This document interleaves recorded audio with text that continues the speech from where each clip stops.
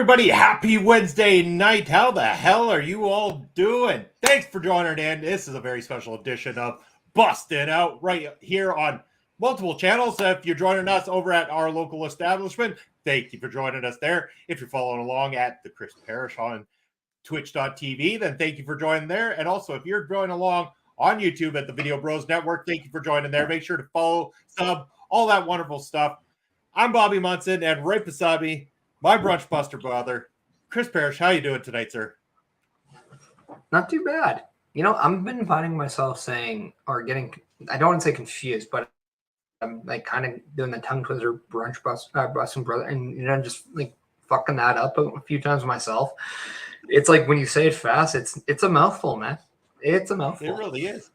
Brunch Buster brother. You gotta say that's right. It's the new BBB, no longer Better Business Bureau, but the Brunch Buster brother. And speaking of friends, family, brothers, whoever it is, where those busts? It's that busting gimmick or something, right? That's right.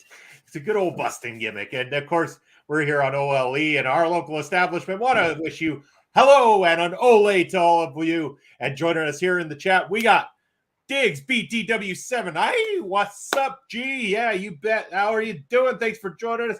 And as always, Bastard69, my man. Ryan, how you doing? Bobby, and also Parrish. Glad you could join us, my man. Glad you're here. Glad everyone's here. We got White Mountain 66. I'm stuck in commercials. That's always the issue when you come over to the channel. There is going to be commercials, but guess what? For a commercial-free experience, all it takes is a sub to one of those channels, and you'll get straight through those. But we're going to be rocking and rolling for a while here tonight, so stick around. We got lots to just hang out and chat about. Let us know what you want to chat about. We're going to have some fun here tonight. This is off the cuff episode. We got our man Carl, Turnbuckle Studios. Also go follow Carl over at Turnbuckle Studios. Will this stay on the rails tonight? It never went on the rails from the get-go. I think we're already off to the right and turning left here very, very soon. I'm pretty sure of it. Parrish, what do we got tonight? Yeah, I what you need to know is that the conductor at the bus station is never sober, so staying on the rails is not his forte. So, with that being said, there we go. As I take a good swing from my Rogue Energy shaker. Yeah, there we go. Rogue Energy. Perfect time to plug the sponsor because why not? You just sat through commercials. Now you get to sit through another. Rogue Energy, the alternative to the average energy drink that you will find in the stores. If you're looking for something that is low sugar, zero calorie, vegan friendly, all that wonderful stuff, and still keeping that kick-ass taste, then you want to head over to rogueenergy.com. That ticker below got all the info you need. Use that promo code OLEPODS for 10% off your order. Or if you want, you can click the QR code right in the corner there. It's going to take you right there, but always make sure to remember OLEPODS. And I know, Parrish, you could attest to the ability of their shipping and the taste of their drinks. How is Rogue? Yeah, I mean, the tastes are second to none. Like, a lot of their flavors are just absolutely amazing. Like, there's no kind of distortion with the flavors. Like, it doesn't slightly taste like this. No, it like truly tastes like it. I mean, one, like the oranges, like the orange tastes just like an orange. The Rocket Pop tastes just like the Rocket ice cream, which is fantastic. I 100% understand why that's one of their top sellers. It's just good. And like when you're done, you're just like, you know what? I want more. I wish I got more. I wish I didn't just do a sample. I wish I got the whole tub, but it's okay because I just ordered one. But yeah, no, if you go there, they're also doing their Black Friday sale. So yeah, go check it out. They have strawberry kiwi is in stock again. It's one of their fastest selling items. So make sure you're there and you check it out. Grab it if you can. I know I did. So I was like that. That's why I made my order. I needed to get my strawberry kiwi. I got to try it. Well, maybe people are looking. They might be looking for a Christmas gift. They make good stocking stuffers, stuff like that. But well, here's the thing too. You can also order free samples, and you can easily stick those right in your stocking. So I don't understand why you just don't do it. Costs you no money, and you're getting shopping out of the way. It's like talk about a 2-for-1, and we're not talking about the slaps from LA Knight. You know, because the show's not PG, we're gonna go there. Thank God they don't have R. Kelly's bedsheet flavor White Mountain. Nice touch. Well then. Well then, yeah, we threw it up there. Who cares? What? Oh, Fun. I mean, you can definitely guarantee we're not staying on the rails if we're dropping R. Kelly references. The rails are gone, long gone. I mean, I don't even think R. Kelly stayed on the rails. Well, but yeah, no, I know there's going to be a lot of people probably watching. Yeah. Well, I know a lot of people are probably watching AEW Dynamite. So if you're watching it and something awesome's happening, let us know what you've been like, what you're watching, like what you enjoyed, like what is striking your feather on Dynamite tonight. I know I'm watching the Oilers get absolutely just puck handled, pun intended, right now. So that's fun. Apparently they think while losing 3-0, taking penalties are a great idea. So happy I got so many of them playing on fantasy tonight. Whew, I'm losing for sure. It's a disappointing sports night. I mean, I shouldn't say it was all bad. I mean, I want to say it for a second. Canada had their first round of the World Cup here today, and they played against Belgium, who's a top-tier team. 1-0 Belgium, and Belgium were very lucky to have scored the goal they did and pull off the win. Canada shocked the world today, and I think that nobody is going to sleep on Canada moving forward. Can't wait for the game on Sunday. Hopefully they can pull off a couple wins, maybe slink through to the knockout stages of the tournament.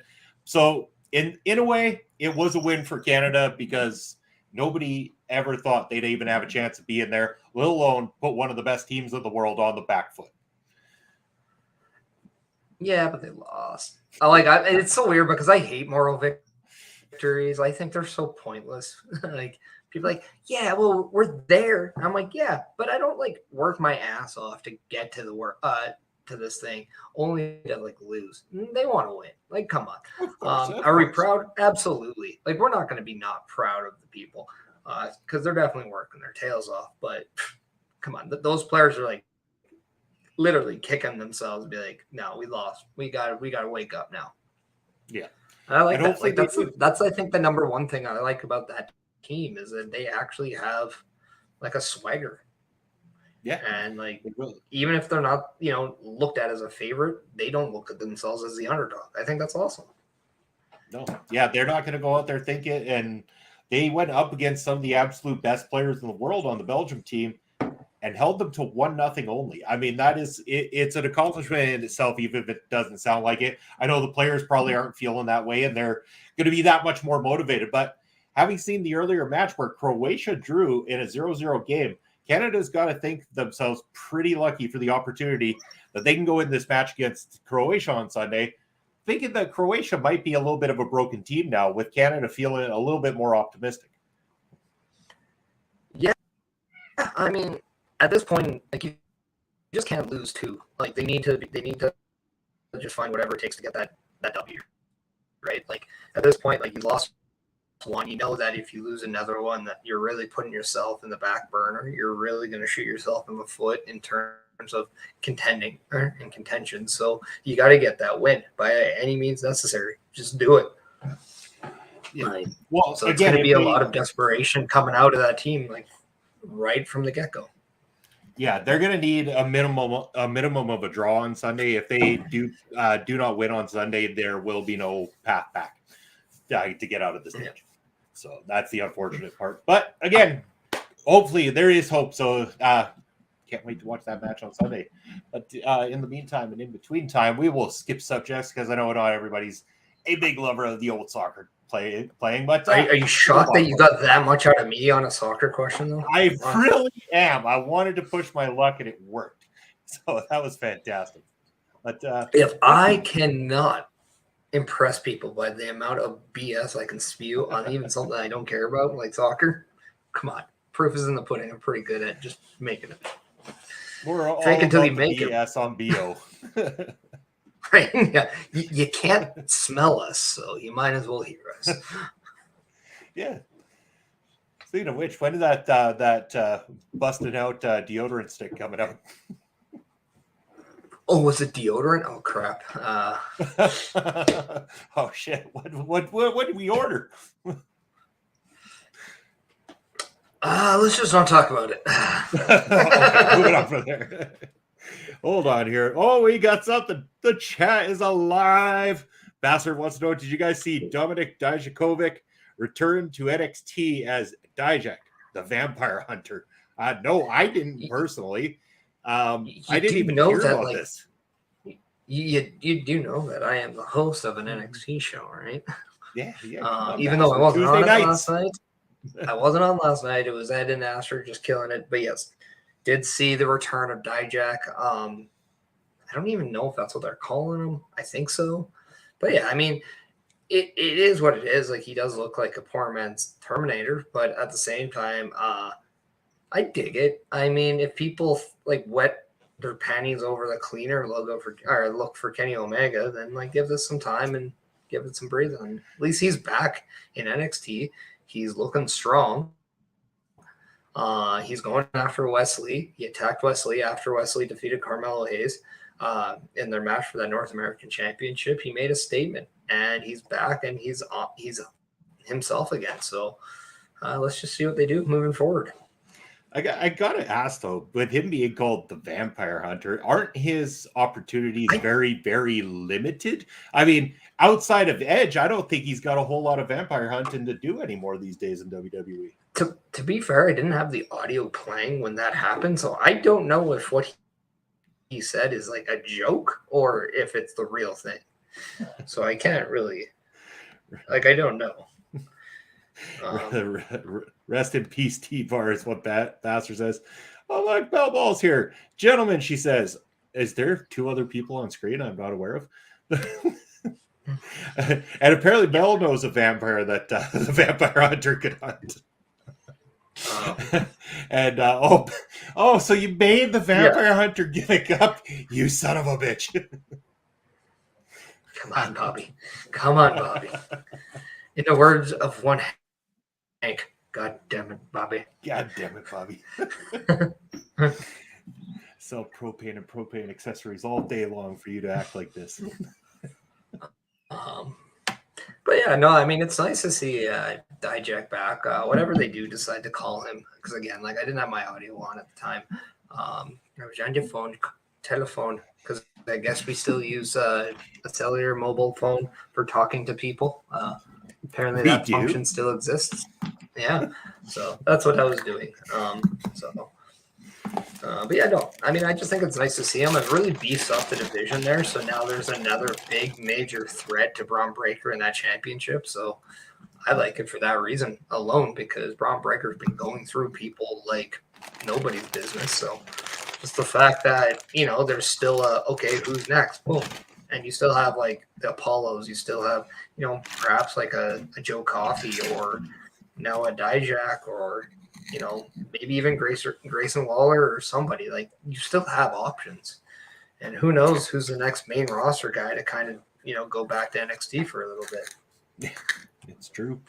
But yeah, I mean, Dijak back is fantastic news. I'd always thought he was very skilled. He's got a great look and stuff like that. And I just didn't know. The only thing I really heard about from NXT last night was what's the name of Reginald's new Scripps. Oh my god, I was so disappointed when that came out, because like it just had so, like, the vignettes were so cool and so different, and it just felt like, okay, something was going to happen. And I truly believe that, okay, it wasn't even a person. Like, what we're seeing is like just a general change of how we watch NXT as we know it. I thought maybe they're going to move back to Full Sail.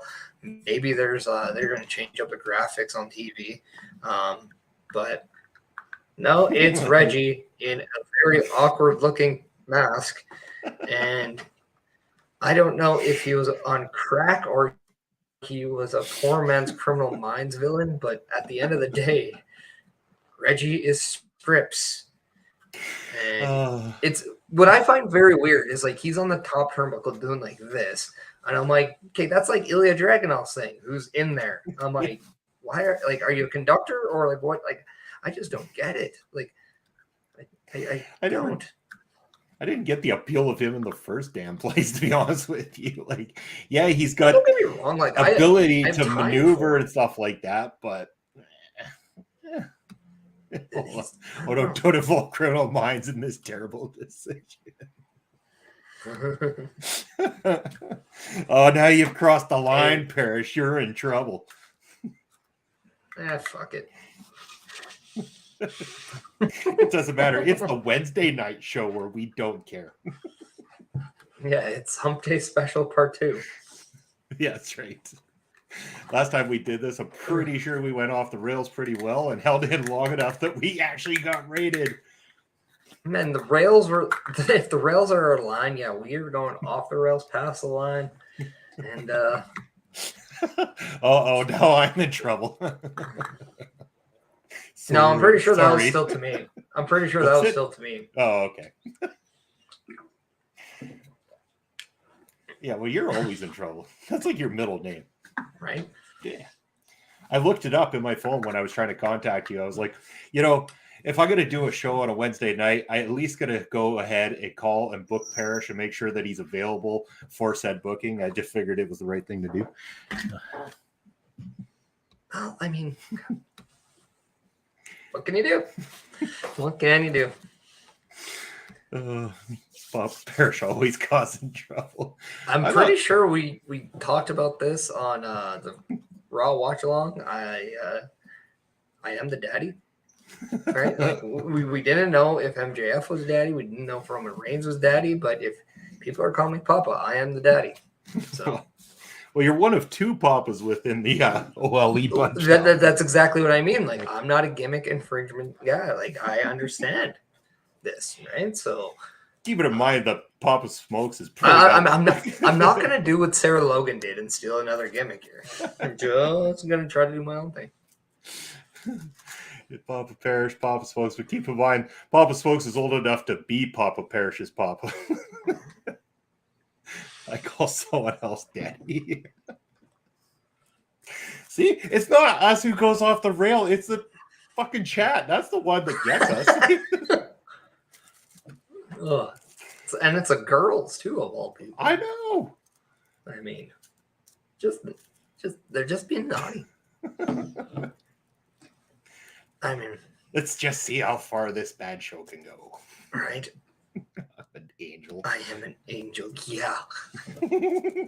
You're an angel as I am booked on Friday nights. Oh. Zing.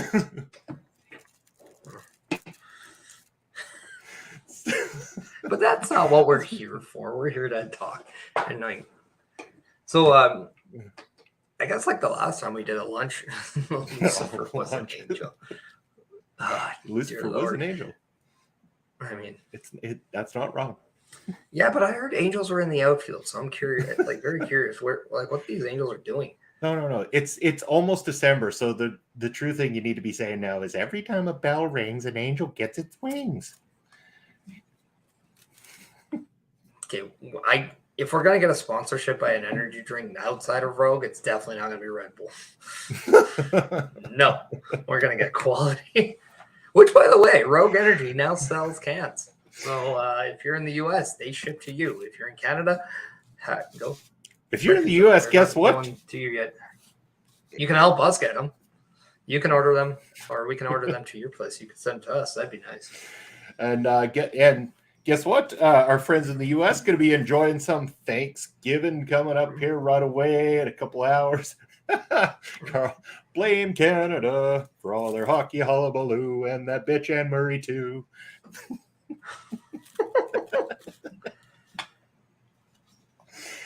But yes, Thanksgiving tomorrow for all our friends in the U.S. That ought to be fun. Cool part is we get to hang out and do our MLW Fusion on Thanksgiving episode. Big night tomorrow night. 2 titles on the line. It's going to be fantastic. We got featherweight championship action. It's going to be Taya Valkyrie defending against Brittany Blake.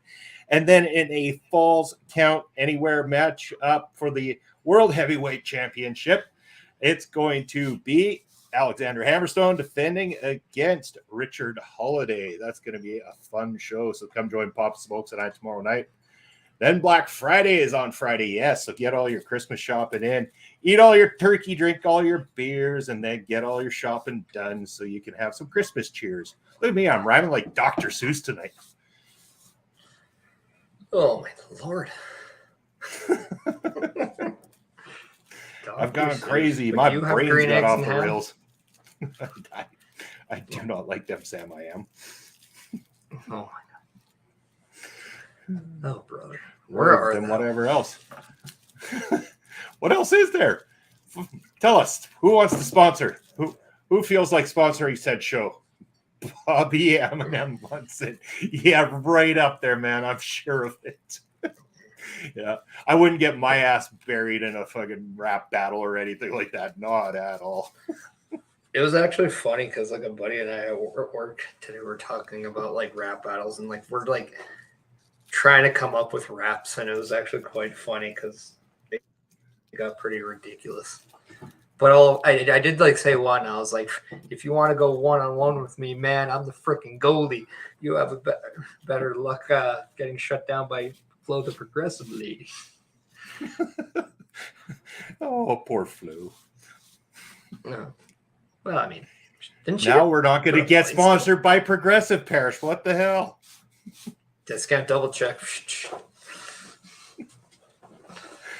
Whatever we are sponsored by, just a heads up, just in case you guys don't know, commercials are coming up soon on the channel. Be aware. Be very aware. But if you hit sub, you don't have to watch those things. I kind of want to sub now. I haven't ate yet, so that sub actually sounds like really good. Get it for delivery, right to the door. Eat it on screen. Actually. Isn't it like my hockey team? Like they're like sponsor on their helmets, Skip, and I was like, oh, it's like they're trying to tell me something. It's either that or nobody's scoring tonight. I don't know. But yeah. No, Survivor Series is this weekend, by the way. Yeah. Fuck yeah. And there's very heavy possibility that one Becky Lynch could be or is being rumored as the 5th member of Team Bianca. Interesting. That would be I mean, at least there'd be some continuity there to what happened at the end of SummerSlam, for sure. Mm-hmm. So that would be cool. And then hearing also rumors that like we could see the most electrifying man in sports entertainment could possibly be a surprise entrant in January's Royal Rumble match. Ooh, could it be? Could it be? So what's the Shockmaster? No. So after all this time, you're gonna get the Shockmaster. That'd be fantastic. But the only thing is about that, and I mean, it's cool if he is an entrant, but do you have The Rock go over just to go up against Roman at WrestleMania? Like, to me, you don't. I still think there's better stories to be told without, with the belt, and there is money in Rock versus Roman without it. I would have Roman Reigns screw Rock out of the Rumble. I would have him kind of like mid-match, kind of like have Roman Reigns kind of be just like the reason why he gets eliminated, kind of a thing. And it gets set up that way. Like I miss them using the Royal Rumble as a tool to help promote matches at WrestleMania. Like you did that with Brock Lesnar and Goldberg, and I thought that was actually really good. You did it with Shawn Michaels and Undertaker, and then that kind of continued on to the Elimination Chamber pay-per-view, where he flat out distracted or basically interfered and screwed Undertaker out of the championship. So I don't know. I just like things like that, and it kind of makes these. That's why I love the Rumble, because anything is possible. Like you have no idea if you're going to see something like a feud rekindle or something like continue on or just something new in its entirety, and it's interesting. And that's why it's one of my favorite pay-per-views, and it's still a pay-per-view, people. Like if you have cable and you have pay-per-view channels, they're still there. They're just going to be now referenced also as PLEs. That's true.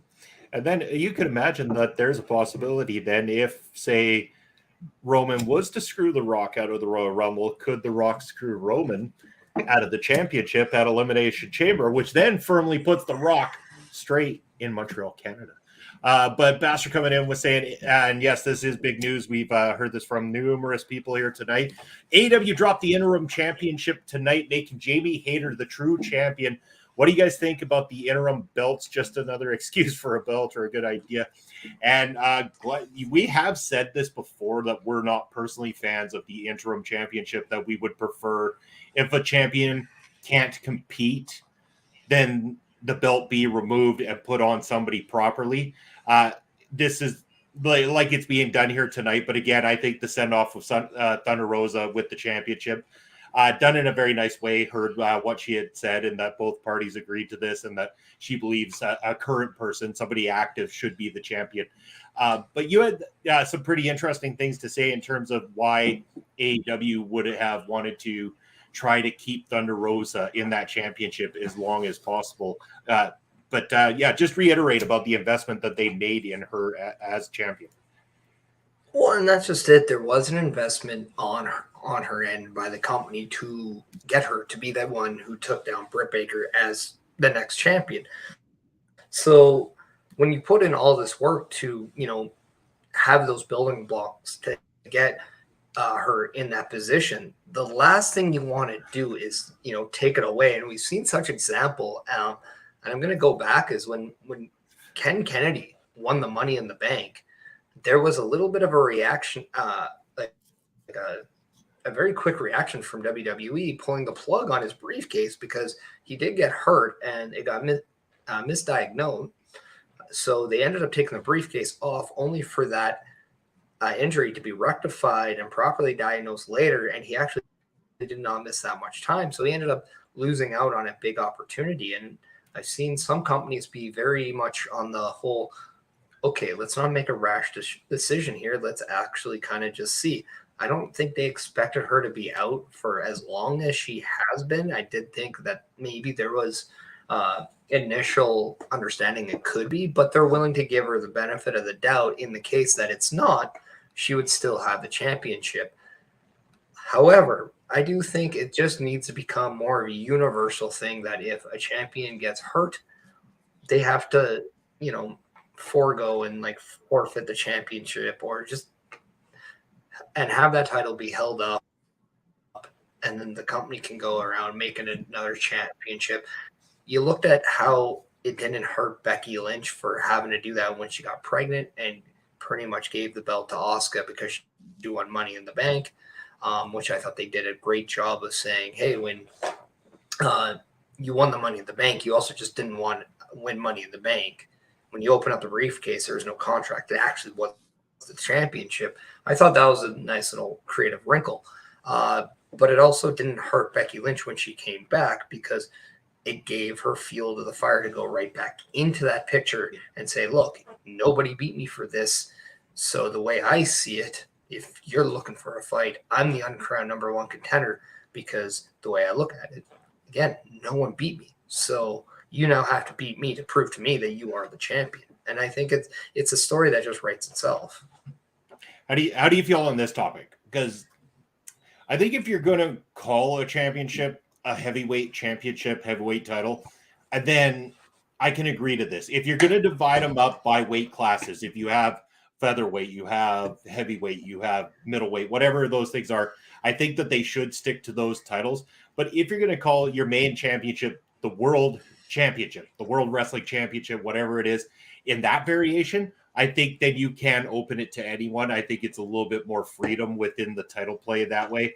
But yeah, I think you do limit yourself a little bit in calling it heavyweight championship because, again, the classification of a true heavyweight, especially when it comes to actual sport, like say something like boxing, a lot of the people that you would consider to be a heavyweight in professional wrestling might not have even landed in that section when it comes to actual, sports like MMA or boxing or anything such as that. Well, yeah, because when they had the cruiserweight title, they basically had it they capped it off at 220, right?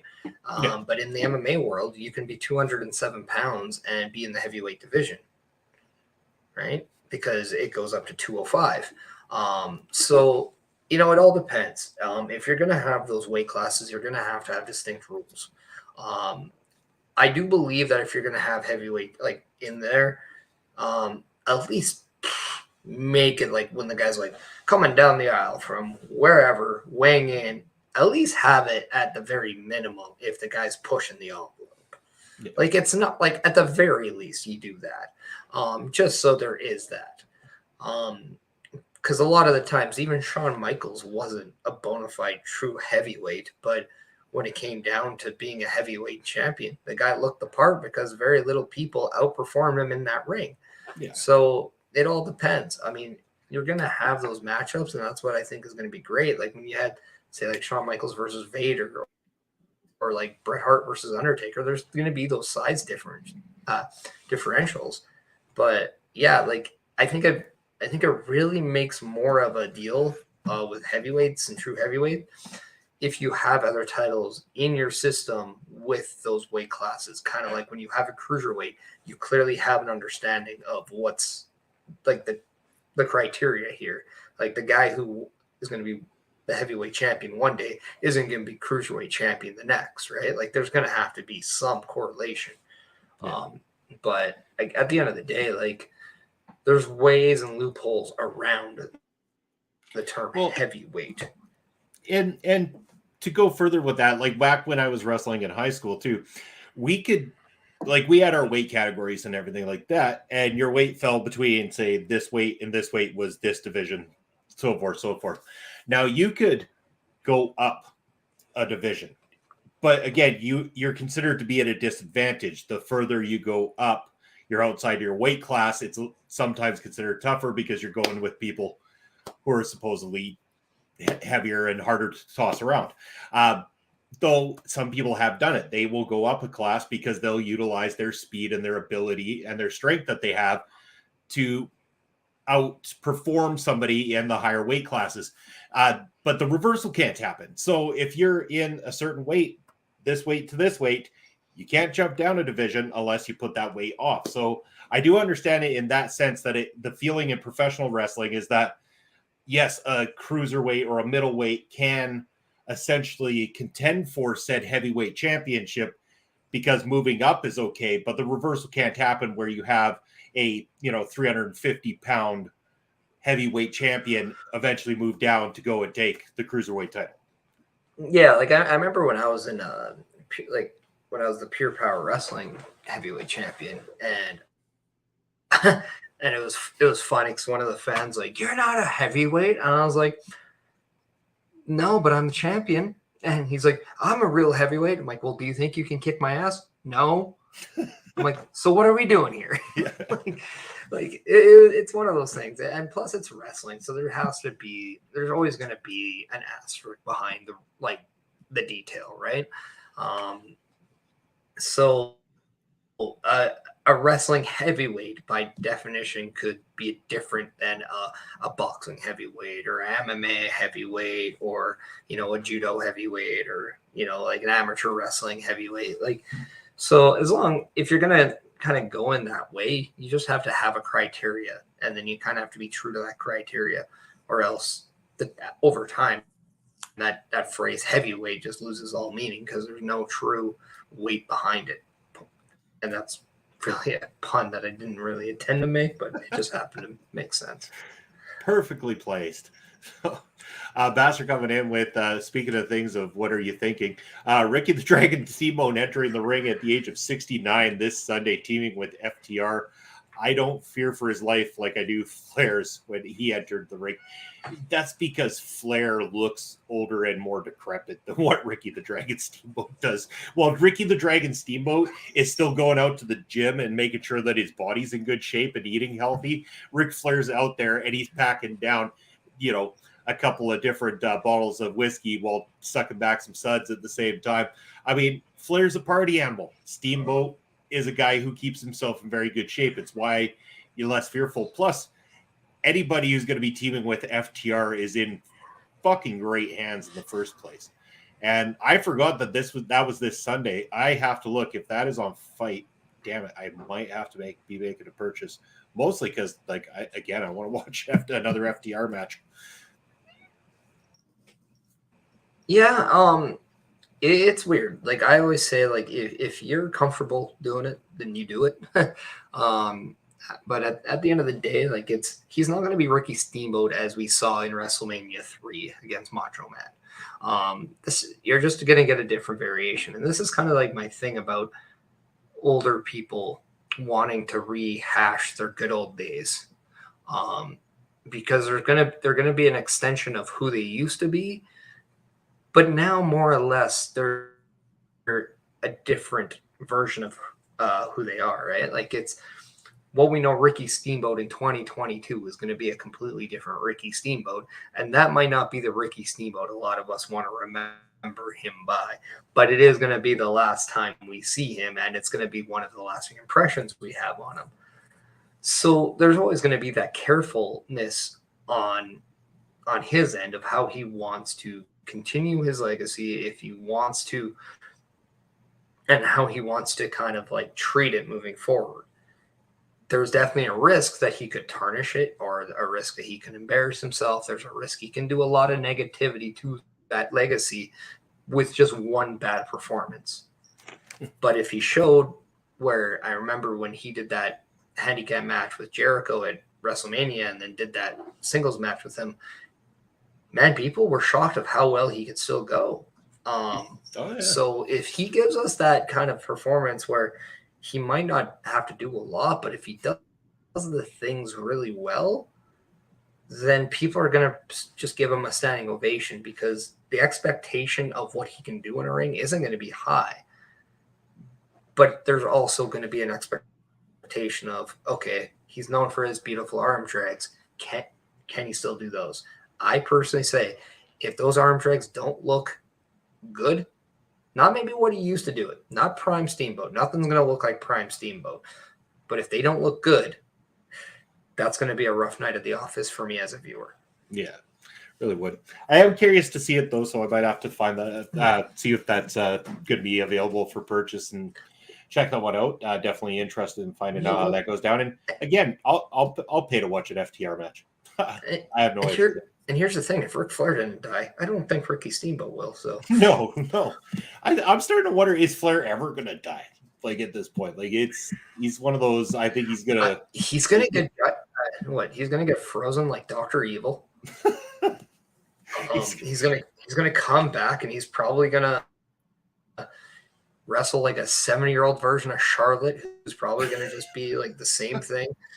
And yeah, they're going to have probably the slowest, most like loudest woo off, but with hearing aids, and it's going to be just awful. But oh, I'm sold. Sign me up. That sounds fantastic. You're just going to have Andrade in the corner shaking his head and just be like, oh, no. Be sitting in his wheelchair at that point in time. What else you got for us, Chad? Throw some shit out there. Let's have some fun. We got people up in here. We're rocking and rolling. What did you think of Kevin Owens as a member? I mean, I know we talked about it on Sunday, but like now kind of, going into it, we kind of have like everything settled for the men's War Games. Like we have the team of Butch, Ridge Holland, Drew McIntyre, Sheamus, and Kevin Owens.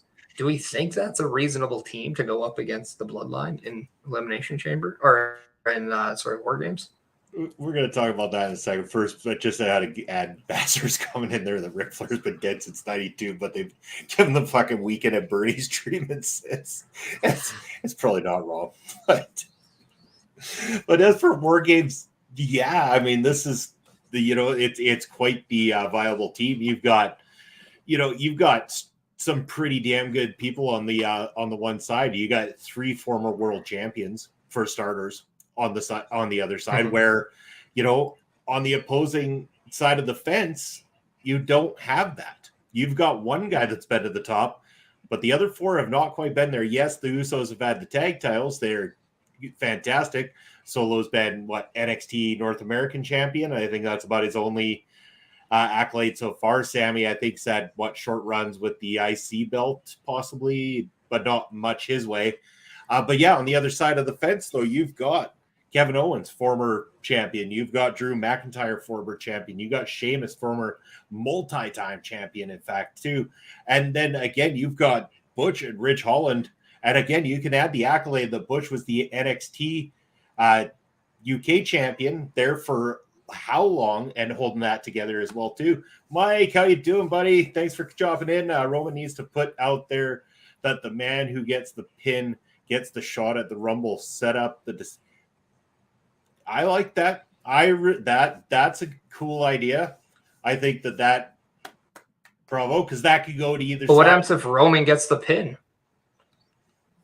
He's the man. He doesn't have to do that point. He gets everyone ready for it. I would say if Roman Reigns gets the pin, I say if anybody on team on the Sheamus side, if they can get a pin, they get a title shot at Rumble. But if Roman does it, he has a night off.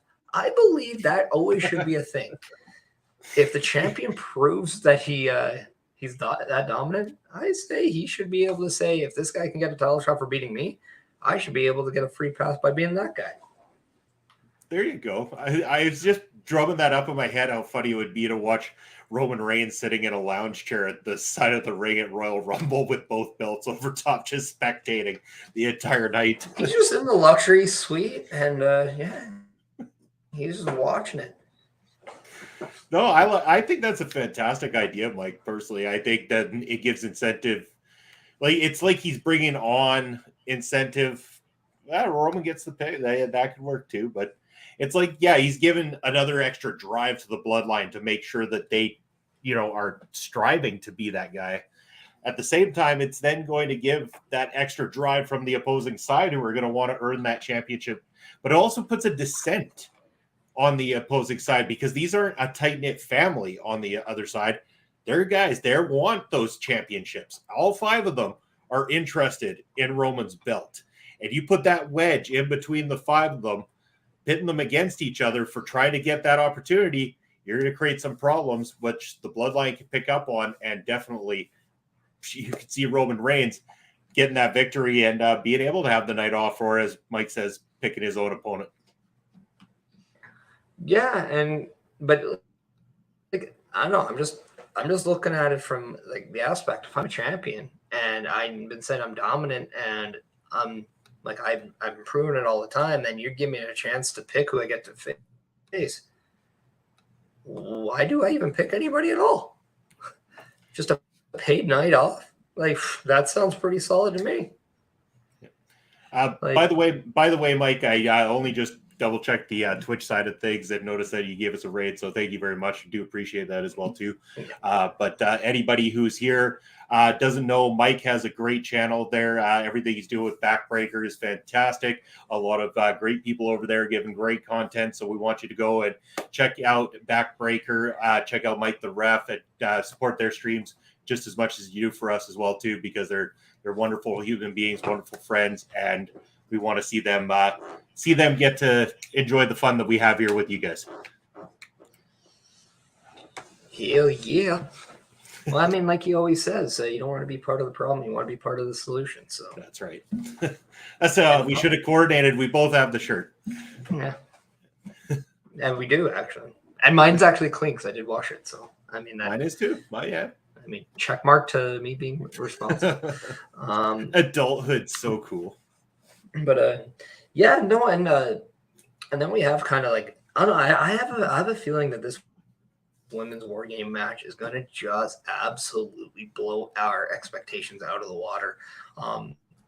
Especially with, we don't know for sure right now who the 5th member is on Bianca's team. All rumors are indicating that it's Becky Lynch, which I think right away gives more power, just star power into that match. Roman can say whatever you want on his end. If he wins, he isn't winning it, and it will probably be Sheamus at the Rumble. I have absolutely no issue if Sheamus and Roman is a match, but at the same time, I would absolutely have no issue if we're seeing Kevin Owens and Roman Reigns at the Rumble either.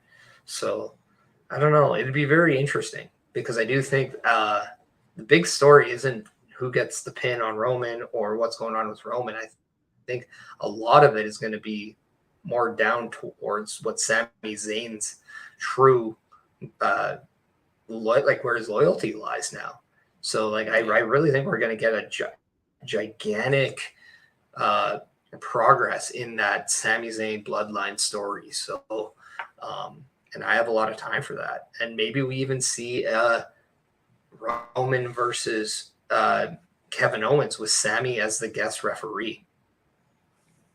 Now that would be very interesting. Yeah. They're talking about putting wedges in the mix. Mm-hmm. Could be the ultimate screw job if Sami were to cost Roman as the guest referee.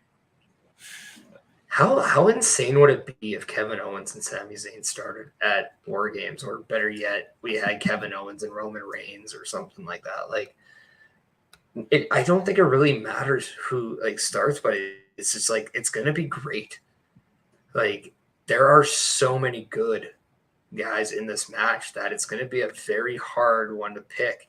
And I feel kind of bad for Ridge Holland because he might kind of be left out of the dust a little bit in the sense of that. But man, he's been absolutely just killing it as of late too. So if they even have like, say, Ridge against Solo to start, I'm sold. Yeah. Well, and then imagine what Butch is going to do when he gets unleashed inside of a cage like that as well. Imagine the spot these guys have been given all of a sudden too. Again, like, it wasn't that long ago we were having conversations about how the world was pissed off about the change from Pete Dunne to Butch, and there's still some bitterness there for sure, but people are starting to get behind the Brawling Brutes like never before, and they're starting to support this. And I don't think they're going to be switching back to Pete Dunne anytime soon. Yeah, I don't know. I think it really all depends, because like I have a feeling that nowadays if Triple H asked Pete Dunne, Butch, hey, what do you really want to be called? And he's like, well, if you put Butch as like a nickname, but I can still go by Pete Dunne, I'd prefer that. And he'd be like, sure. And then they'll find a way to go back to it. Yeah. I don't think it's that big of a deal. You say there's bitterness. I think the bitter ends with Butch. Nice touch. Yeah. I like it. Yeah. I know. See where you're going there. And it's water, so I'm not even inebriated. Ooh, look at you being sober and clean on this episode of Busted Out. I don't think I have beer in the house right now. Oh no. I think I'm gonna have to crack the whiskey bottle, but I'm saving it for tomorrow, seeing as we're gonna be celebrating that Thanksgiving episode. Figure, might as well get in on the drinks. Unfortunately, I don't have time to put a turkey together to have turkey dinner with our American friends on screen, but it is what it is. Just go to Timmy's and get one of those turkey bacon clubs. There you go. Right. Closest thing I'm gonna get to it, right there. But no, like it's very interesting now moving forward, because we're seeing a lot of heaviness with Triple H on the creativeness now. This is kind of his first real road to WrestleMania, and it's very exciting. There's a lot of great storylines. Kind of jumping over to another one.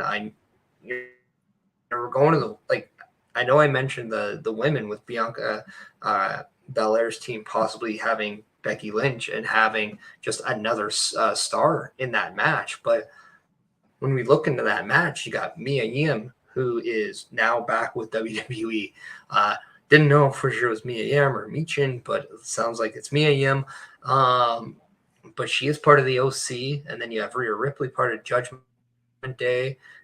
You have Alexa Bliss, who looks like she's somewhere else right now, and it could be somewhere else in the same atmosphere of maybe a Bray Wyatt kind of esque. Maybe he's like luring her back in. And then you have Nikki Cross, who's a completely re-innovated and rebirthed individual, as we say. So, man, this is like just an interesting one as well. So I'm very much enjoying it.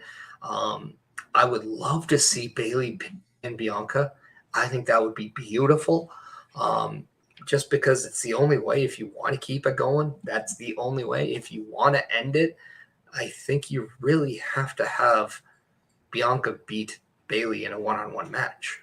not a gimmick match like this. So, yeah, I'm just very curious on kind of how that is going to go. And then when we add AJ Styles and Finn Balor to the mix, man, this pay-per-view or PLE, whatever you want to decide to call it, it's going to be very good. And we still have no idea if we're going to see more people returning or not. That's just it. There's those what ifs that always exist throughout the whole thing. And again, you're talking about the Bailey Bianca thing. I feel the only way they can keep it going is if this was to end with maybe Bailey getting the pinfall over Bianca within the War Games matchup, and allowing that feud to continue. And you're right. If you're going to end it, you're going to have to end it with Bianca going over Bailey clean in a one-on-one wrestling match, which is the only thing that these two have not had since this feud has begun, is that one-on-one actual wrestling match.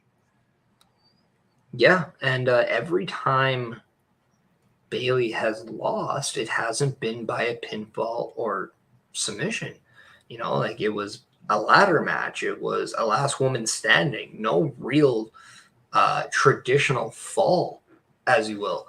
So it's very interesting that you have that out as a heel in a story, but Bailey does. So, and I think that's a legitimate gripe that she can claim to kind of badmouth Bianca Belair's credibility as champion, because she still has yet to pin Bailey in a women's title match, and she hasn't made her quit. So it's to me, I still think that there's been a lot of layers in this feud. And it's just, if you're going to end it, it has to be one-on-one. It can't be in a gimmick War Games match. But I'm very curious to see what they do. I mean, again, if Bianca goes over Bailey in this thing, I don't see a way of continuing it after that, because you've put Bailey down to the mat that many times, whether it be by pinfall or not in the other two encounters. The victory still holds true that Bianca has won both those matches. And if it gets a third one in a row, well, you might as well write it off that Bianca just happens to be the Achilles heel of Bailey, that she just cannot overcome her. And then I think you need to separate them for a while before you ever go back and maybe revisit Bailey being able to take that chance to finally overcome Bianca down the road. Yeah. All I know is, like, there's now a lot more, what's the right word? There's a lot more investment long-term on these feuds. It's just not like a week-to-week basis, or like, and you could have felt that 100% throughout the last while with WWE. Like, you can tell if they were on a touch and go basis with certain feuds or rivalries in their show. Now you can definitely sense that there is a process and a rhyme to the reason, and that's really nice to see. Kind of like what I'm hoping for the AEW women's title. Now that they've taken the interim tag off of Jamie Hayter, made her the actual champion. Thunder Rosa no longer champion. I think that's going to just be a great thing for Jamie Hayter moving forward, because she's just going to be held now in the perception that she is the champion. She's not an interim. She is the champion now. So by the time Thunder Rosa does come in, boom, you have that go-to match right away that you can do. And the story's already told. Like, you don't have to, like, give us a very fabricated reason. There is a reason. Thunder Rosa wants the title she never lost. Sometimes if you do it right, that will just never get old. Like, never gets old, because there's always sympathy there. In the meantime, until that can happen, though, who do you line up next for a Jamie Hayter with that championship? I know maybe this wasn't the original direction for the championship, but again, did they go back to rely on, an easy pick with a Britt Baker, who they know they've had in that spot before? Or is it an opportunity to bring somebody else into the fold and challenge for the belt? I would love Ruby Soho to have an opportunity here. You haven't really seen a lot with her. I think the Jamie Hayter Ruby match could be very fresh. But it all depends on, is the popularity for Jamie Hayter going to be something that you want to do with Britt Baker on her side or against it? And that's just the thing. Like, is Jamie Hayter, because a lot of people are just, very much craving for Jamie Hayter. So is she really going to be a full-fledged babyface, or is she going to be still partnering up with Britt and get maybe that mixed reaction because of the association? So it all depends on how they want to play it. Because if she is babyface, I'm going to say an Athena could be very fun to watch too. But then if she's staying, in that connection with Britt, why not a Soraya? Get that name draw out there and have that name draw rub to Jamie Hayter as champion right now. Like, why not? That's fair. At the same time, does everybody kind of still write off the fact that Jade Cargill really is the one that technically should be in line for a championship matchup? I mean, the way she's been booked, the fact that really her women's championship is the more prestige women's championship in AEW at the moment. That story in itself writes it right there. Jade Cargill is made for that spot with how they pushed her. Yeah, and then it all depends on how much interaction they want between the two women's championships, though. Because if they want to keep them separate, then as long as Jade Cargill is that TBS champion, you're not going to have her kind of run down the same path as your women's champion, right? Like, it's just not going to happen if you do want to keep those championships separate. But at some time, I think that champion versus champion match has to happen. It doesn't necessarily need to be title for title, but like, that has to happen at some point. So it all depends on who you want it to be. And that's been my question. Now we're kind of running into that time now. We're wondering, okay, who actually is going to be the person that defeats Jade Cargill for that TBS championship? And I'm kind of more curious on that who than the who of Jamie Hayter's first opponent, because I think they're going to easily get the opponent correct for Jamie Hayter. But my thing is are they going to get the right person to take the title off of Jade Cargill when that time does come? That one I'm more curious about, because as much as they were happy that Thunder Rosa was the one that took it off Britt Baker, the title run was a lot more lackluster than the build. Yeah, you've got that right. And that tends to be the case quite often. It's sad to say, but that is a sad state of things. And it'll be interesting to see who does conquer Jade at this point, or have they booked themselves into a position where it's almost impossible to get the belt off of Jade Cargill without, say, falling into the old wrestling trope where you cash in your current championship that is a mid-card or upper mid-card championship for the opportunity at the main championship title. So if they went down that line, Jade Cargill goes, okay, I've done all I can do with this one. I'm cashing it in. I want the main belt. I'm coming after the champ.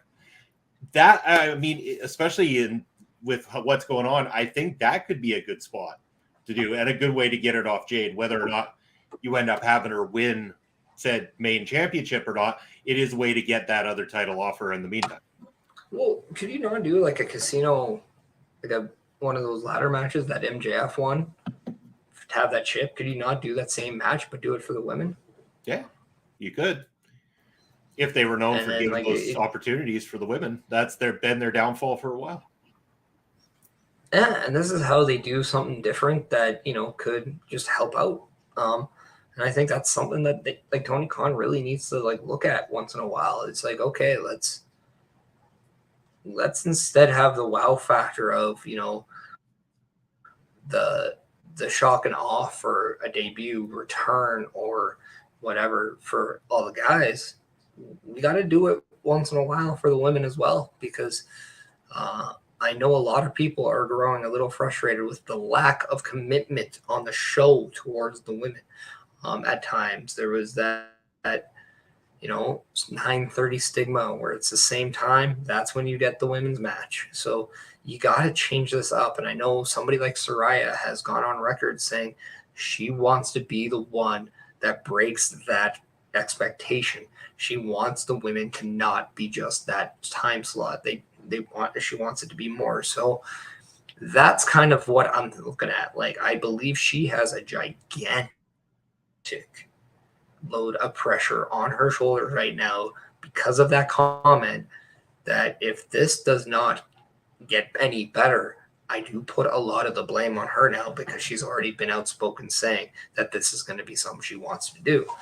But I do find like you just have to be a little bit creative here now with the women, and you have to be a little bit more aggressive with some of your decisions. Because if without it, you're not doing the title any justice, you're not doing the talent any justice, and you're not doing your company any justice. Yeah, exactly. And that's what they need to start doing. And I mean, it's not that they don't have the talent. There's a lot of talent there and a lot of great things that can happen. And it's just a matter of a slight shift in focus. I mean, it's the same with what was going on in WWE. There was so many people, us, like us included, that a lot of the time it's like, what are you doing? Like, there's so many people we like here. Why are you wasting them? What are you doing with them? Why can't you do this? Why can't you try this? And it was getting to the point of frustrating. But then when you see it happen, you see Triple H come up, change the narrative a little bit. It starts to get better. And I think AEW, it's go in that direction in some ways. Like with MJF winning the championship and some of the direction they're going over there, that's going well. The decision to finally have the championship become a main championship for Jamie Hayter, that's a good move. So the trend for AEW is starting to go up again in the right direction, which is very nice to see. And hopefully that they can iron out a few more of those kinks and begin to create that competition that everybody wants and expects. And we win as fans because, damn it, that's just that much more good wrestling that we get to watch. Yeah. And speaking like Jade Cargill, we kind of like did see on Dynamite where she announces a baddie celebration for next week. And usually when you have celebrations in pro wrestling, they tend to be interrupted by somebody or something's about to happen. So it's pretty much expected that somebody's going to crash the party, right? Yeah. So and I don't know, maybe they stick with Nyla Rose. Maybe they do somebody else, but at the end of the day, it's very interesting to see kind of, again, like going back to that, like, you know, what they do. This is a time where you can be creative. You can try something here. You got to just make it count. Regardless of how you make a decision, regardless of what that decision is, it has to count. Yeah. And yeah, I mean, I also forget that they have Willow Nightingale over there, and I thought Willow Nightingale has a lot of potential. I think that she looks great in a ring. She's got a great look for professional wrestling. I think that she talks well, she connects well with the fans, and has done a lot in a short period of time. I think there's someone, again, if you want to put her into the picture against Jade Cargill, there's someone who poses a bit of a viable threat, I think, to someone the likes of Jade. I would like to see that matchup happen. I think that would be a very solid match for Jade to go up against. Yeah, and it's fresh, it's new. So I mean, and I think that's just the thing. Like, but they do have to watch, in my opinion, they do have to watch somebody trying to make the name for themselves over Jade and then not winning, because that could also be a shot in the foot from the progression for that talent. You kind of saw it right away with Athena, and now they're doing a 360 on kind of Athena. They had her, smack Aubrey, and she's now kind of going into that opposite turn, right? That heel-esque role. So as much as it's nice to see somebody kind of, make their name and then go up against somebody like Jade, it also can work against them in the long run, because if it doesn't pan out successfully for them, it might also be a stopgap of what do we do next, and they might not know, because people might even not believe that she can do anything, knowing that, okay, well, as long as Jade's champion, you can't win because you just couldn't against her. So it's a slippery slope for sure. Oh, definitely, for sure. But again, there is the talent there that they need to start making some decisions on, and I think could help to add to the faces of the company, really cement some people that when people think of AEW, this is who they think of. Those are the images that pop up on the side of the trucks and everything like that. The age-old story of these are the faces of the company. They need that, and it's starting to build. They're getting there, but it really is in the hands of building that with people that weren't established as well too. Like trying to get over those names that are going to become their names, the people that they made into the stars and everything. And like again, MJF is a testament to that. arguably Jade Cargill as well too. I mean, for the amount of time she's actually been in a professional wrestling ring, the way she's been pushed, the way she's handled it on a professional level. I've even heard her talking on Busted Open Radio a few times and stuff like that, and even heard about Mark Henry talking about the advice that he gives her backstage, how she always comes to him to ask for advice on her matches and what she could do to improve. Excellent. That's what I want to hear from a professional wrestler. Somebody so committed, they're going to be able to do that. Speaking of commitment, Bastard 69, thanks for showing up, buddy. Great show. Got it, total off. You bet. You got to get on that road nice and early. Start that, making some more sales for us there tomorrow. So have a good night, sir. I'll chat with you in the morning for sure. But yeah, I mean, again, they've done an awesome job of building her up, and she's done an awesome job of handling it as well too, to the point where I believe Jade is a face of that company and very underestimated in that sense. Yeah. So, and here's the thing though too, if Jade is still a heel, in order to keep her fresh and maybe kind of keep that going, maybe you even think about turning her as a face, and she could be more like a dominant figure on the show. And then that could open up the door of, who's next. And it's also refreshing because now you're picking up on a different crop of women. Maybe that's when you can do a Britt Baker versus Jade Cargill. And that would be, I think, something that people would want to see. Yeah, I 100% agree with you, man. And I 100% agree with it. This is the time for them to be making these moves, and I'm really excited about what's to come. I think wrestling is alive and well, and that's the exciting part of it all. Yeah, that's it. Next subject, though. What else we got to talk about? What can we talk about? What about the thing with the Good Brothers, New Japan? That was an interesting. Oh yeah, that the Good Brothers are making their return to New Japan Pro Wrestling. So it's interesting to see that there is clearly a working relationship. At least it was constructed in the deals for one Luke Gallows and Carl Anderson.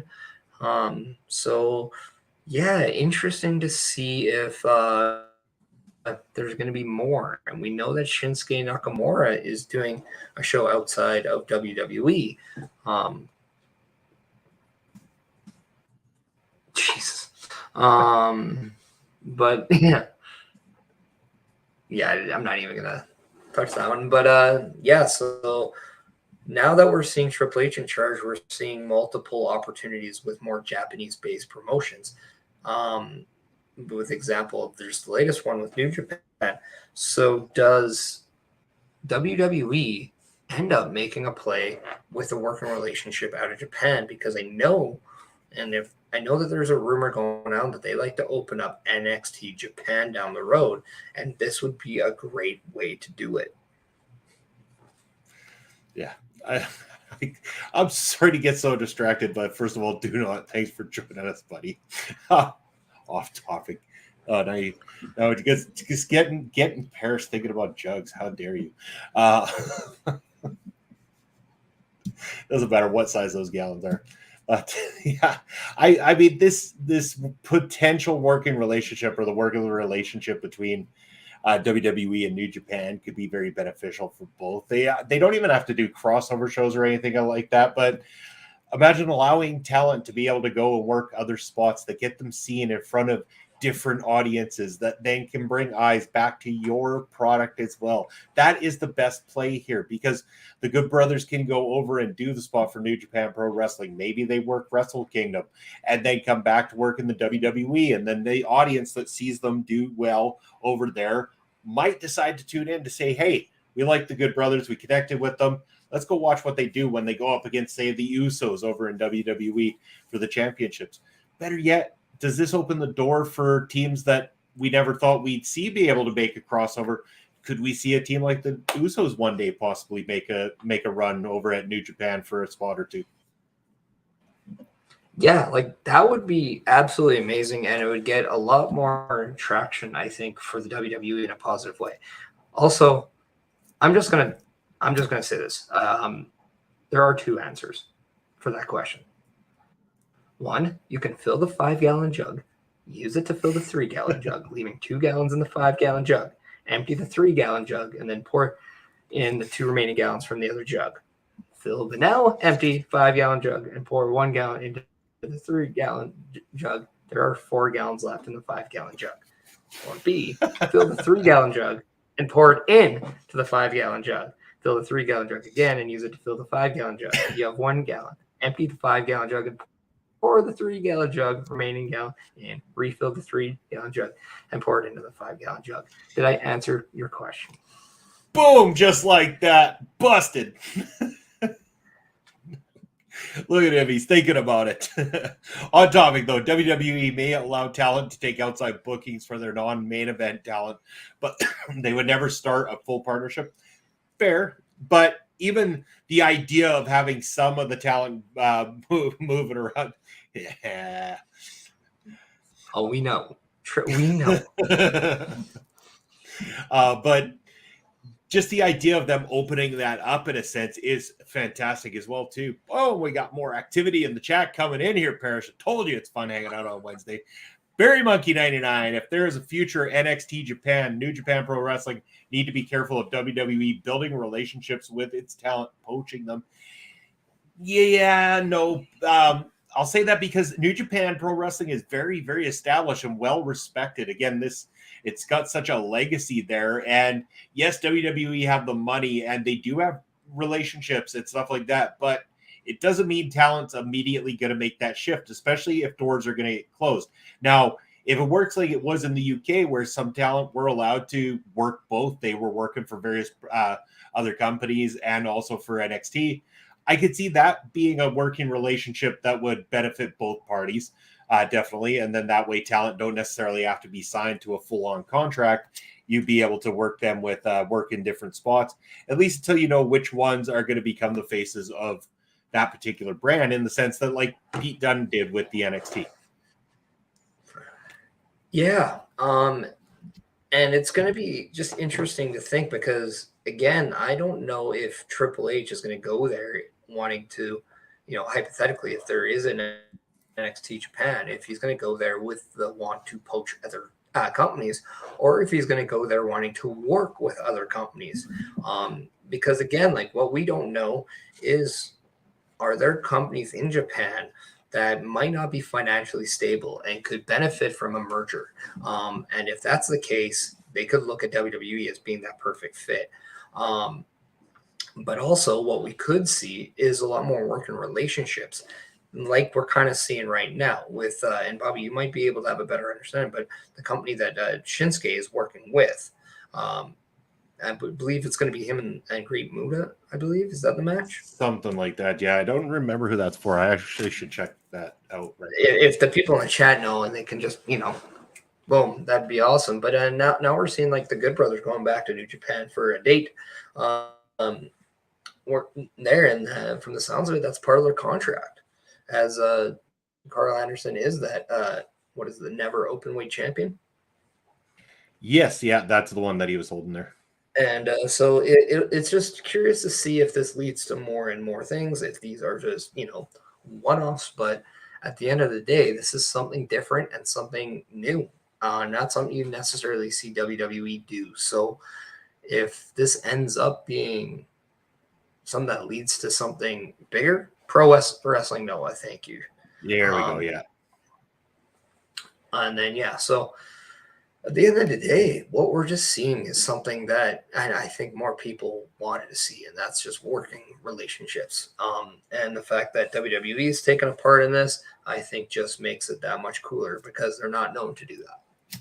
Yeah, and I think that's been the best part about them lately is the what ifs, the you never know kind of thing, that kind of mystique about it that is drawing people back into the product in general, even when the product isn't at its best. Like, again, there's been nights that Triple H has not got it right with some of these shows. I mean, there's still been some very, very dragged on Monday Night Raws, but he's getting it.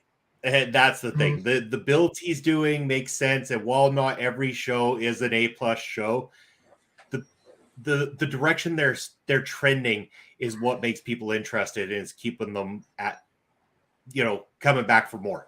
I mean, it's why I Yeah. believe that you and Carl quite often are doing the Raw watch-alongs now.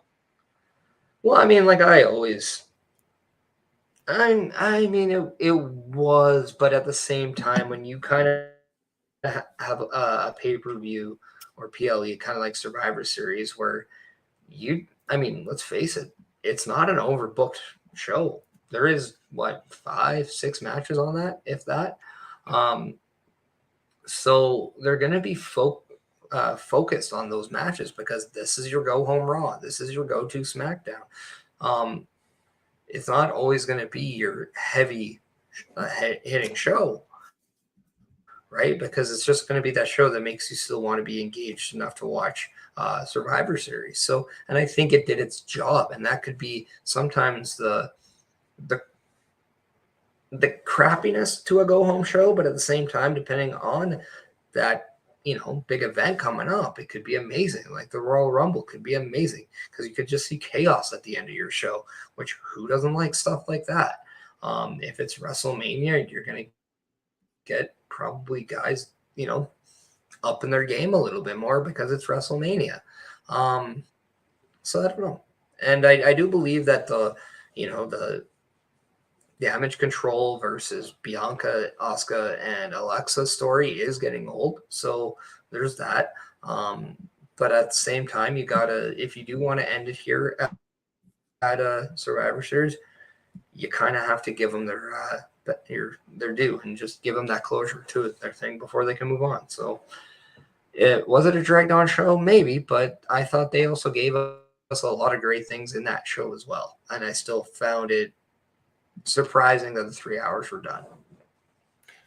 All right, so let's talk about War Games again for a minute because that is coming up on Saturday, and again, our next episode of Busting Out is until Sunday, so that's the next time we'll be seeing people, unless we do a reacts. But I'm sure that'll be going down on Saturday here on our.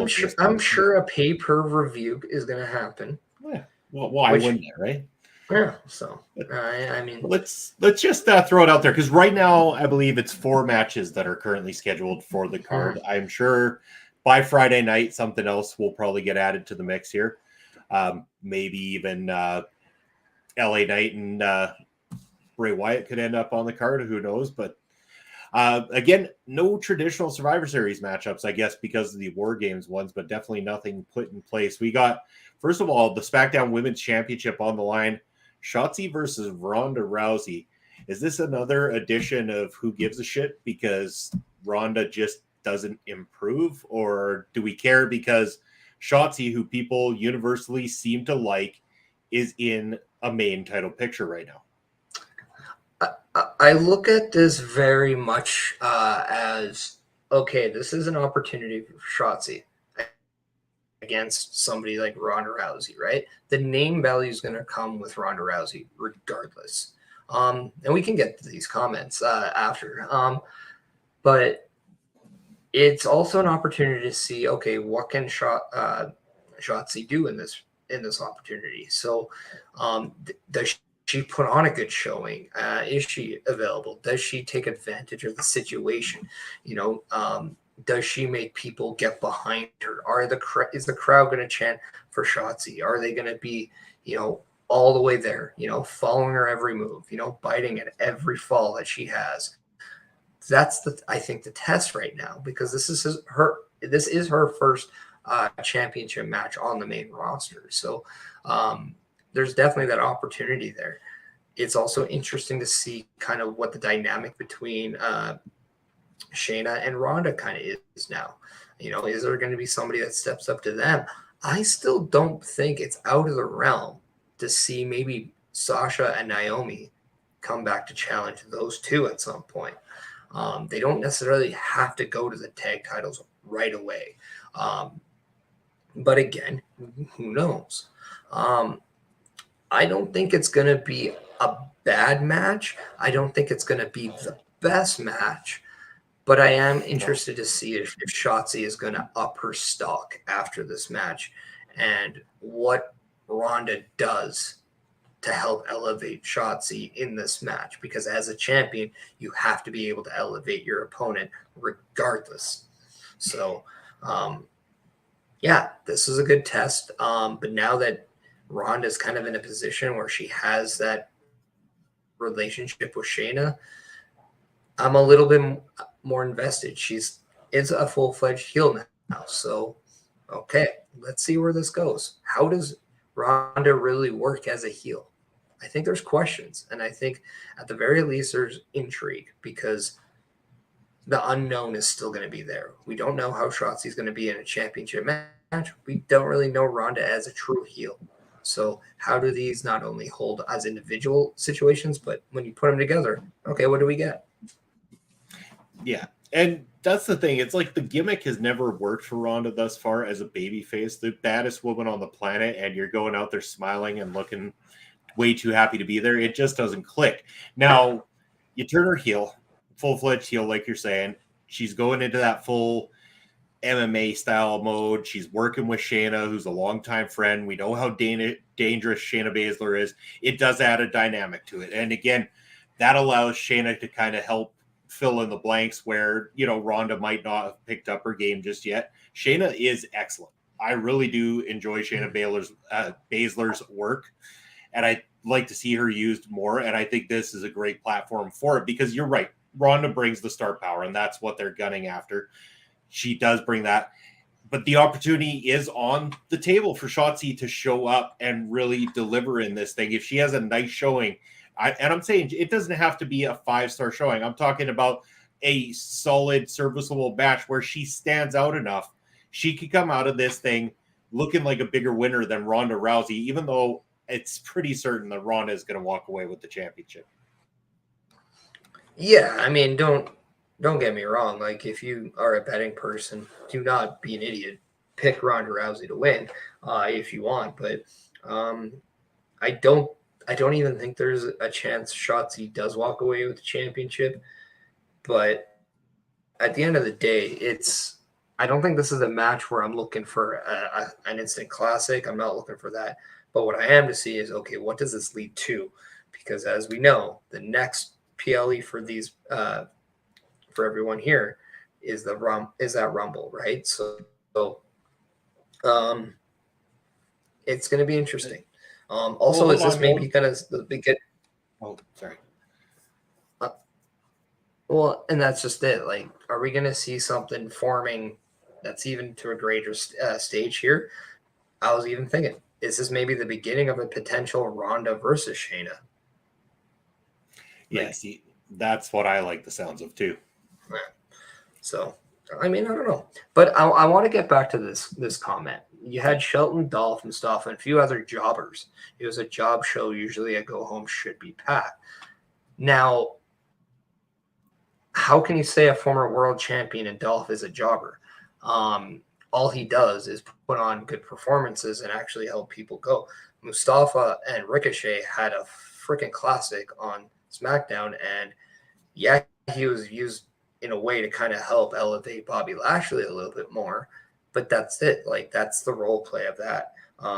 Shelton is there to kind of help guys go over. Yeah, these are role people. They also had Theory, who's in an absolutely new uh, kind of persona now, and it's really shining through. It was heavy there. We also saw, I thought, a great tag match between Riddle, Elias, and the Alpha Academy. So I don't think it was, a crappy show nonetheless. Maybe it was not the show you wanted to be your go home show, but at the end of the day, when you only have a couple matches that you're pushing towards for that pay per view or that PLE, um, you're not going to be putting these guys in amazing positions because you're not going to have an end game right away. It's a lot easier for next week's show to have a little bit more development because now you can actually build to something like a Royal Rumble. So now there could be those internal feuds going in. So I think that's kind of like the time now.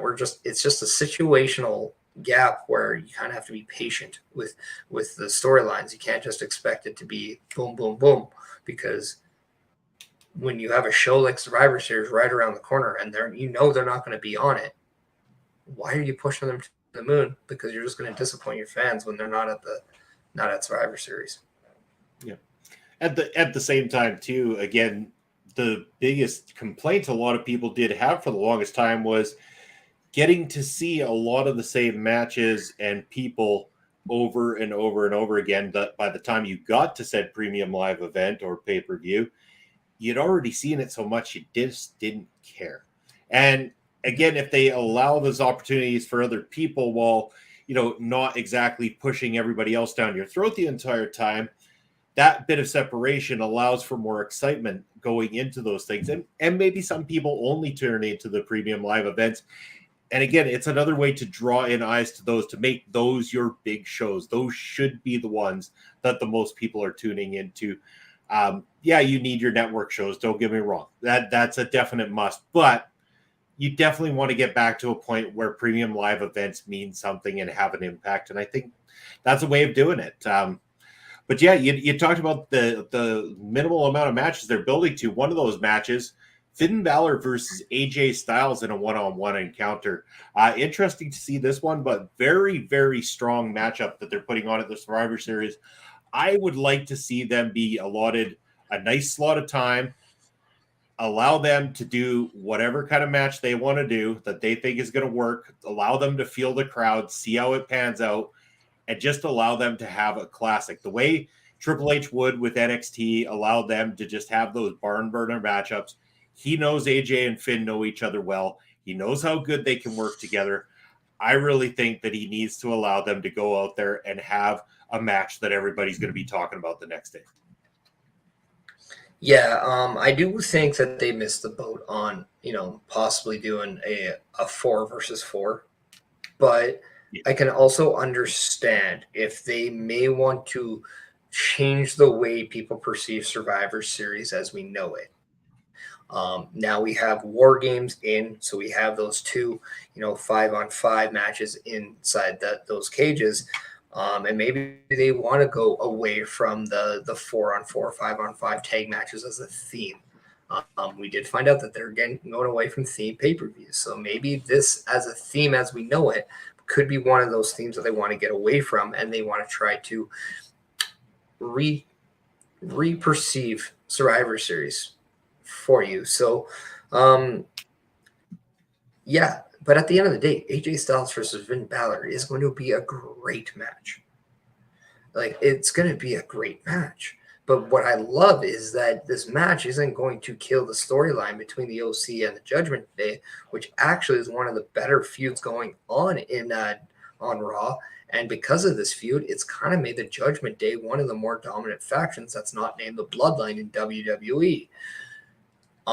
So I like it. I do think this is a match where you need to have AJ Styles win, because I don't see a loss being an issue for Finn.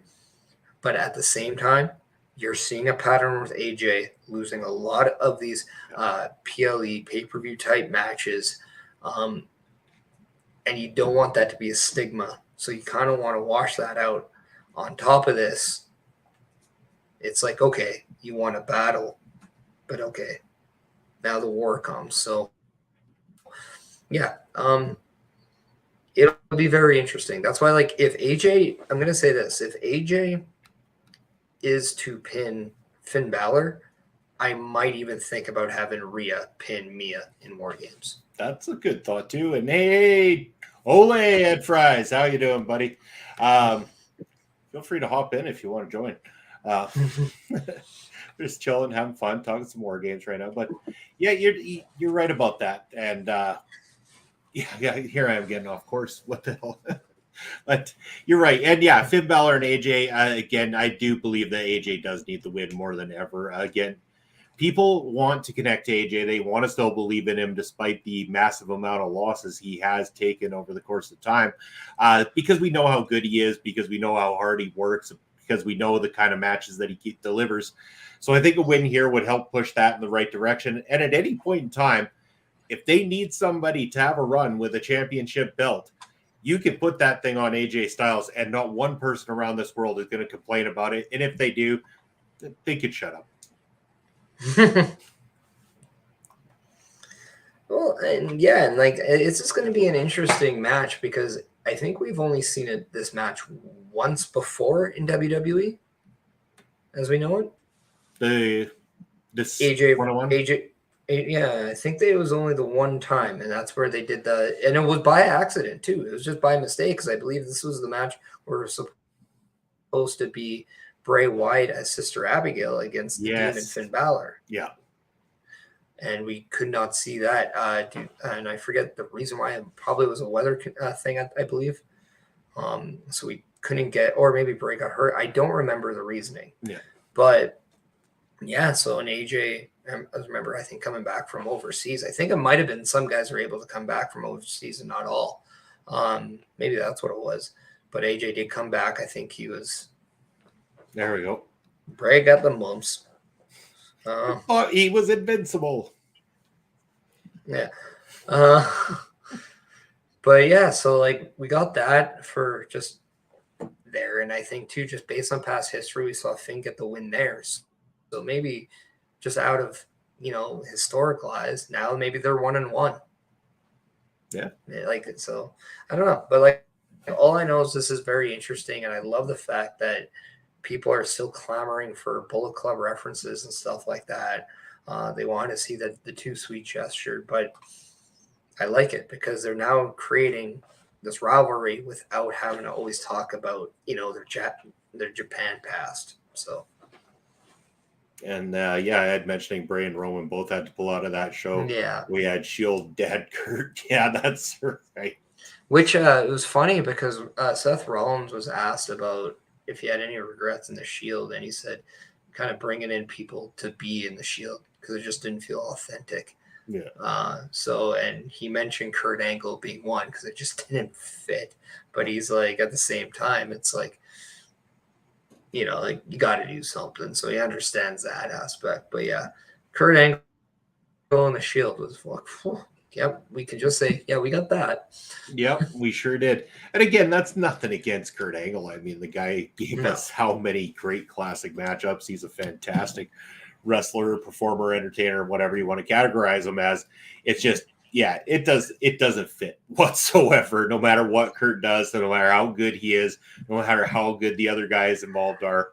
It just was not right. Yeah. Now, I could get behind Kurt Angle involved with the Alpha Academy. That would be a whole different story. Well, and we had Do Not talking about Shelton Benjamin before. Charlie Haas came out and said that if he was asked to come back and package the world's greatest tag team, he would be up for it. Do it. I would love to see that going up against the Alpha Academy and kind of having Kurt Angle be the guy that maybe stabs the world's greatest tag team in the back to join Alpha Academy and become maybe their coach. I would love it if he was the coach. Yeah, me too. Yeah, you don't want to have him participating in matchups. Like it's beyond that point and stuff like that. But just stick to a coach managerial role, I think would absolutely be perfect because he can deliver in terms of how he talks as well too. So I think that there's that aspect that he brings to the table, brings a certain level of entertainment that people have come to expect. Yeah, and here's another thing. Like another thing I would love to see Kurt Angle be a part of is I'd love him to go to NXT for an episode and kind of have a pep talk with Chase U. I think just that segment itself would be funny. Yeah. Like trying to teach the 3 eyes to Chase University, I think would be absolutely amazing. Try to get them to maybe recreate the old Rocky montages. And I just think would be great or something like that. But I don't know. I don't know. Like to me, it's like when you saw Riddle with MSK for a bit. So, I mean, it was just different. He was the shawarma or I don't even know what, I don't know. This is more into your category, but what do they call it? The shawarma or shawarma? The which one? Sorry. He was MSK, Matt Riddle, when he went down to NXT and he kind of did a brief thing. He was part of the tag champs with Randy at the time, but yeah. I can't recall. Shawarma. I don't know what they call it. It basically they're, yeah. I just don't know how to say. We'll know. Ed will know. We'll just wait for Ed. Ed'll tell us. Well, I'm sure he'll spell it. I just don't know how to pronounce it. Put the pronunciation in there. But yeah, no, I'd like to see kind of Kurt Angle kind of just be there and be like maybe the substitute teacher or something for one day. Like that'd be hilarious. Classes in session with Professor Kurt. Yeah, Professor Angle would be fucking hilarious. He would just have those like old man glasses on and just like a cardigan or something. An Olympic cardigan. There we go. Then, of course, you have to have that jackass at the class that goes, if I was to be an Angle, I'd be a cute one. Well, it'd be funny because if he has this if he had like a USA cardigan on with his like old man reading glasses, he could also have the gold medal there just for no reason alone, just to, and like it would work. It would work, and it'd be really entertaining. I think it would be too. That would be great. Bring it on. Let's make that happen. That's the kind of entertainment I can get behind. But I know it's his name's been mentioned a couple times. Hold on. Okay, and then here's one too. Talking about the three eyes, and then one guy's like, if I was to be an Angle, I'd be an isosceles triangle. We just make the whole thing going. Oh, math puns. Yeah. But I know the name has been brought up a couple of times, but we haven't really focused on him a whole lot yet. Let's talk about Bray Wyatt for a minute, because here's an X factor going into the Survivor Series. Somebody who currently doesn't have a match set up, but he has got a problem with one LA Knight. And I know earlier, do not make the reference of Stone Cold LA Knight. Yeah, he's pretty badass LA Knight after what he did on last Friday night. Kind of curious where that's going to lead him this Friday night. I think he could be in for a world of trouble, maybe a world of hurt. But do you think that could be a match that they add last minute, or is this something where this is going to pan out a little bit longer and you might see Bray in some capacity this Saturday? I can't imagine Survivor Series goes by with no Bray Wyatt involvement at all. Yeah, and didn't LA Knight have a talk segment when he was in NXT? Like a talk show segment. So like it'd be interesting if he had one at Survivor Series and Uncle Howdy maybe interrupted or something, and then we saw like something happen, because I know like when he was doing his interview, when he said he was about to leave and he goes to like open the door, you see nothing but black, but in the little background you see the Uncle Howdy face and the mask, and it was like really creepy. And then as soon as he then looks in, it's gone. To like when he turns around to leave, it's obviously gone. But then we also see at some point, and Karrion Kross was in a segment with the Usos. You see down in the distance, you see Bray Wyatt, and it looks like he's talking to someone. And then we see that LA Knight was attacked at some point, kind of in that same spot. So I think there's a lot of development between these two. I think we're going to see a lot out of this in SmackDown. But yeah, I wouldn't be surprised if we saw some sort of interaction with them. Even if LA Knight had like a segment like that, I think it'd be really cool to have Uncle Howdy again be that interrupter, because I do think we're now getting to the point where, okay, Bray Wyatt's already said that the next move he makes is going to be one that he regrets, and it's going to, but I think if Uncle Howdy's kind of the one that can just snap his fingers and Bray Wyatt goes all kooky, okay. I mean, this could be a thing. Yeah. And I'm picturing this setup as well too, and I could just imagine LA Knight getting back in Bray's face. He's starting to build that arrogance now, where he's thinking that he's got the upper hand on this guy. This guy isn't who he used to be. I can do things to him, and he's not going to fight back. I could just imagine LA Knight even throwing in a couple more slaps just to reassure him, like, I'm in charge here. Don't mess with me, kind of thing. And that's that moment, like you're saying, Uncle Howdy makes that snap, and suddenly Bray Wyatt turns on, and then they have to have him absolutely terrorize LA Knight. This can't just be a couple one-and-done moves. This needs to be an all-out, complete beatdown, where they have to send in mass amounts of security people or something like that.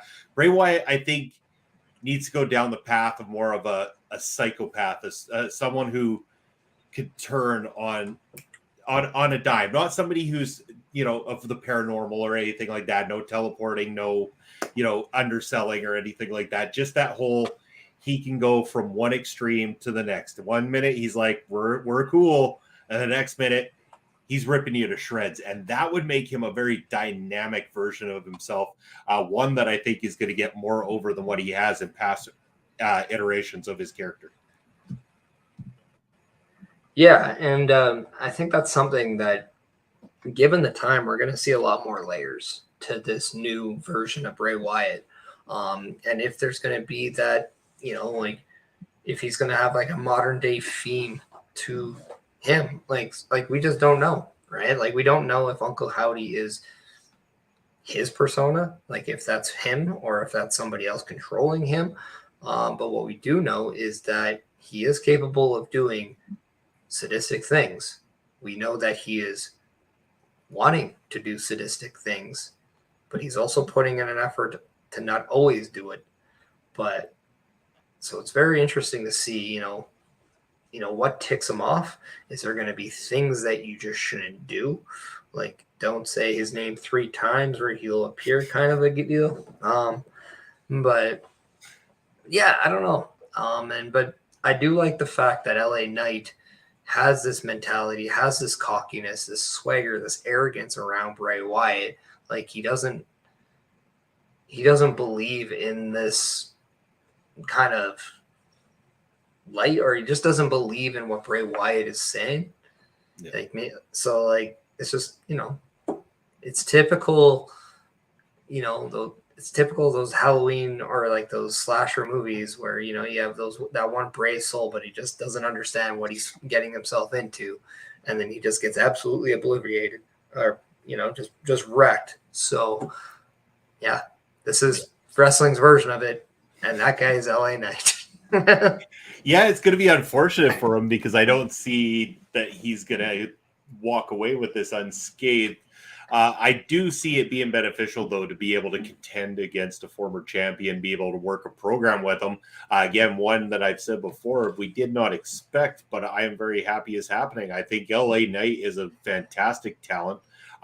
Enjoyed his work since the time he was going by Eli Drake, I believe it would have been. Mm-hmm. But yeah, LA Knight is great. I'm glad that they put him back to this. I'm glad that they've now gone with the idea that this guy is your heel character. So in order to make him the proper heel character, have him go up against the one most beloved character in all of WWE in the form of Bray Wyatt. And I think this is the direction they need to go. If you want to get people over as actual heels in the company, have them go against the people that connect with the fans, and Bray Wyatt being that person. This is the guy who is outselling all other people within a day of returning to the company. He's slaughtering records. This guy clearly is a star that the fans want to get behind.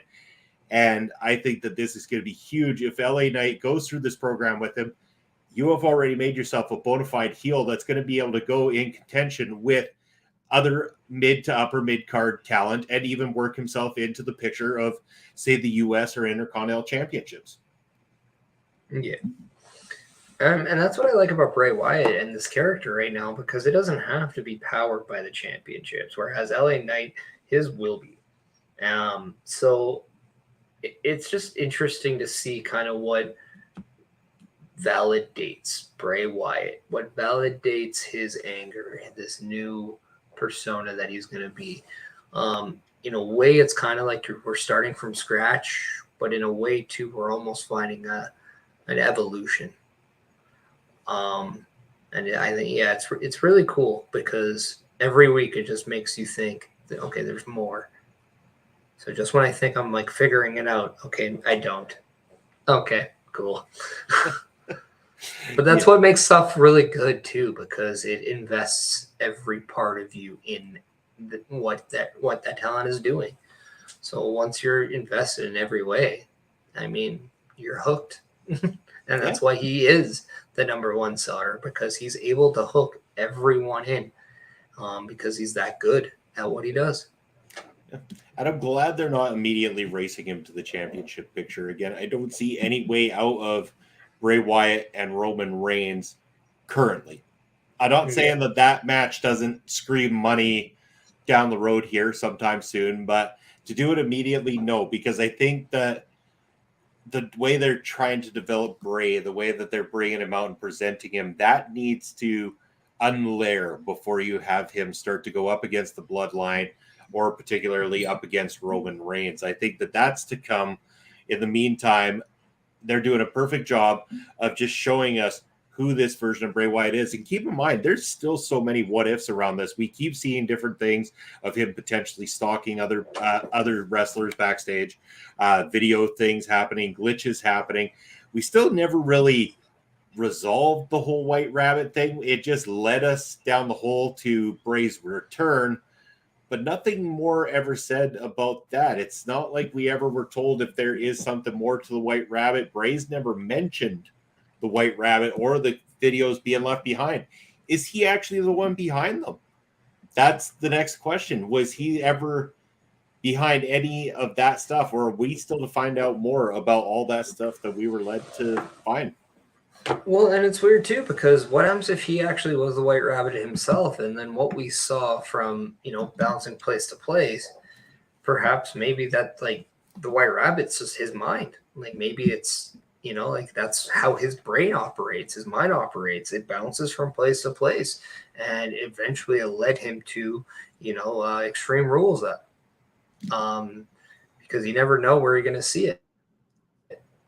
Whether it's, and I don't know. I see, and that's just what I like about it. It's like, no matter what you think of, you just don't know if it's the right way or not, because it just takes you into that, like, an amazing time or place where you can come up with something, you can make sense of it, but it's still might not be the right answer. But you won't know because they're not giving you everything right away.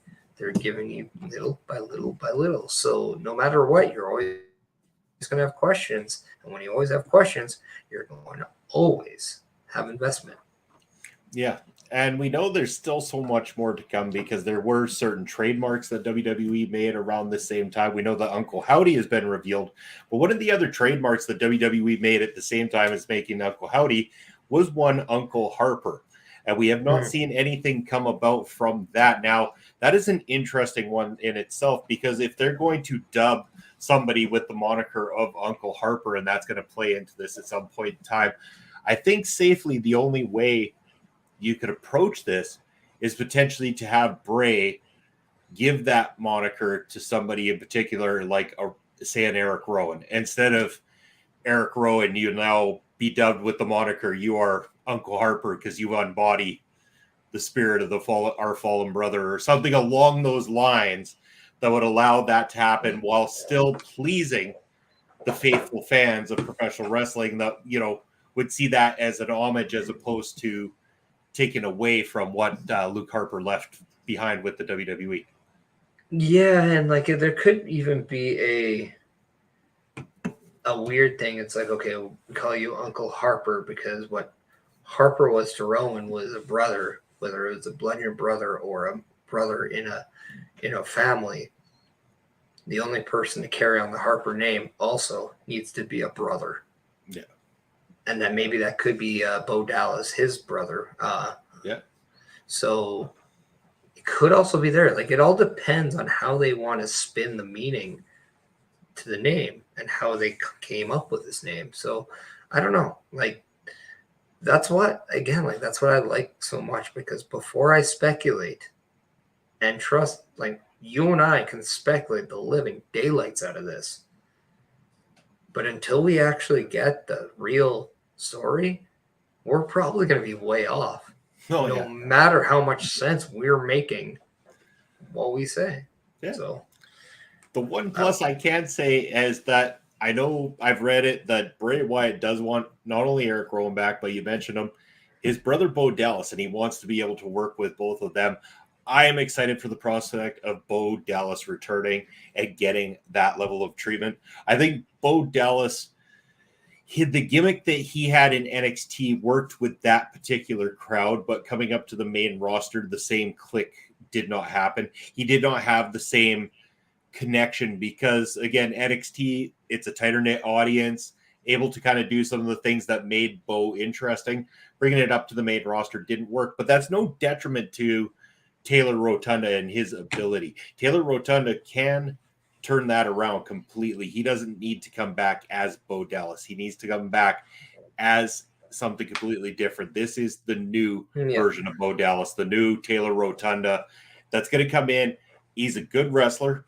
He's got a good solid look. He can talk and he can act too, because again, he was probably the only bright shining star in the one version of that god awful movie series that The Miz is known for. Can't even remember the name of it. That's how little I care. But The yes, Marine? he was one of the Marine. Sorry. Yeah. So Bo Dallas was in one of those films with The Miz, and he was probably the only bright spot of the entire movie. I never saw any of those movies. You're a better man for it. Trust me.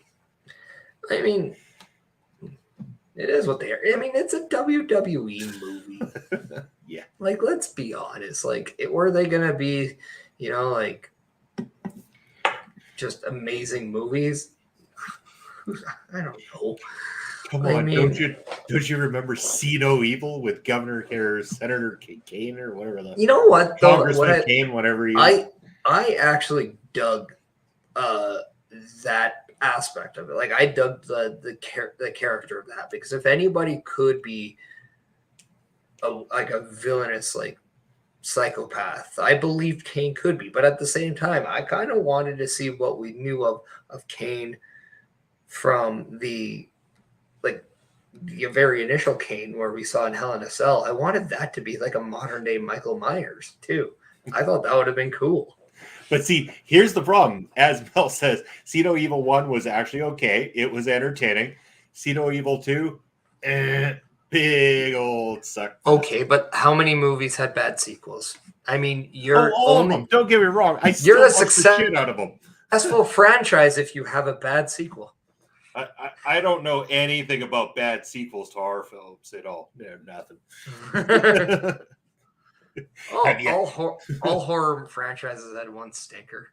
One stinker. Most of them are stinkers. Okay, but I still love the shit stinker. out of them. Yeah.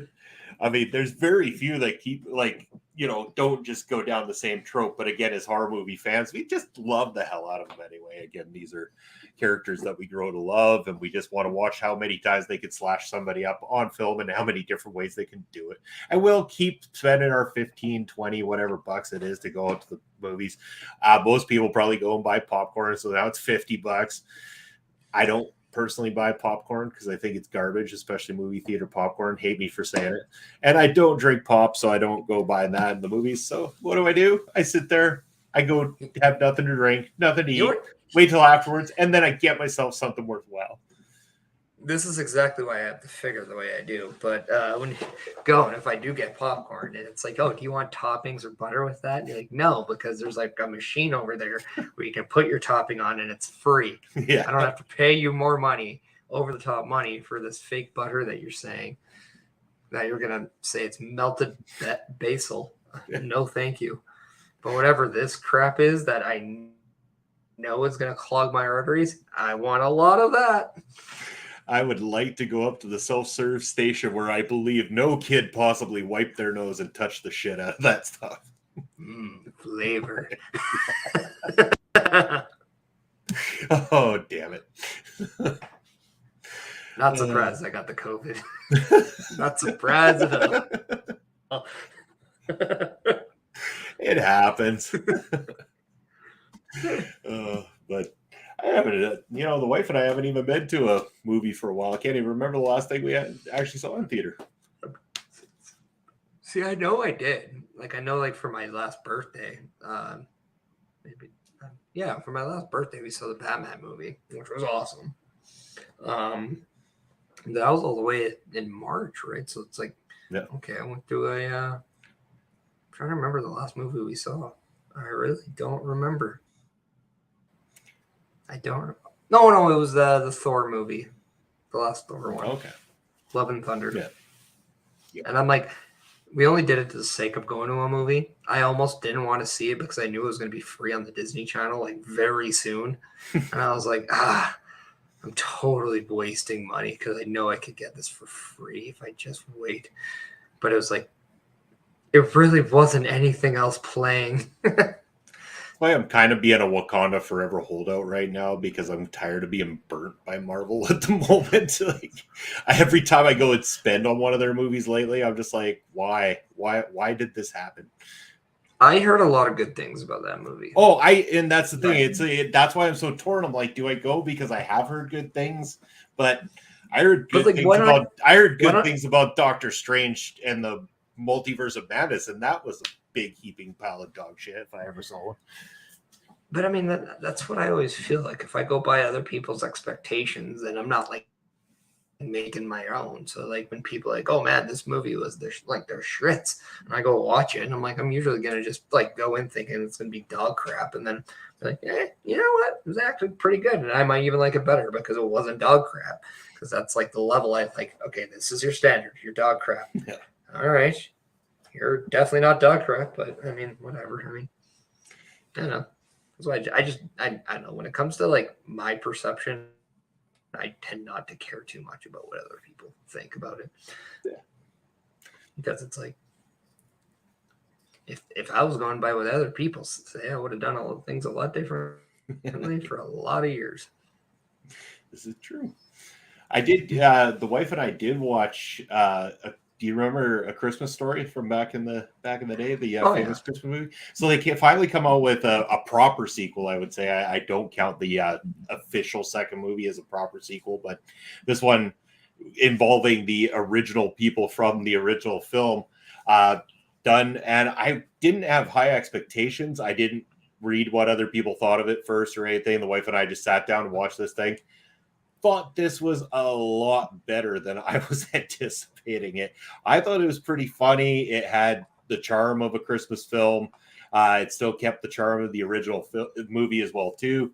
I was surprised. I liked it. As far as Christmas movies go, it can be added to my yearly Christmas list.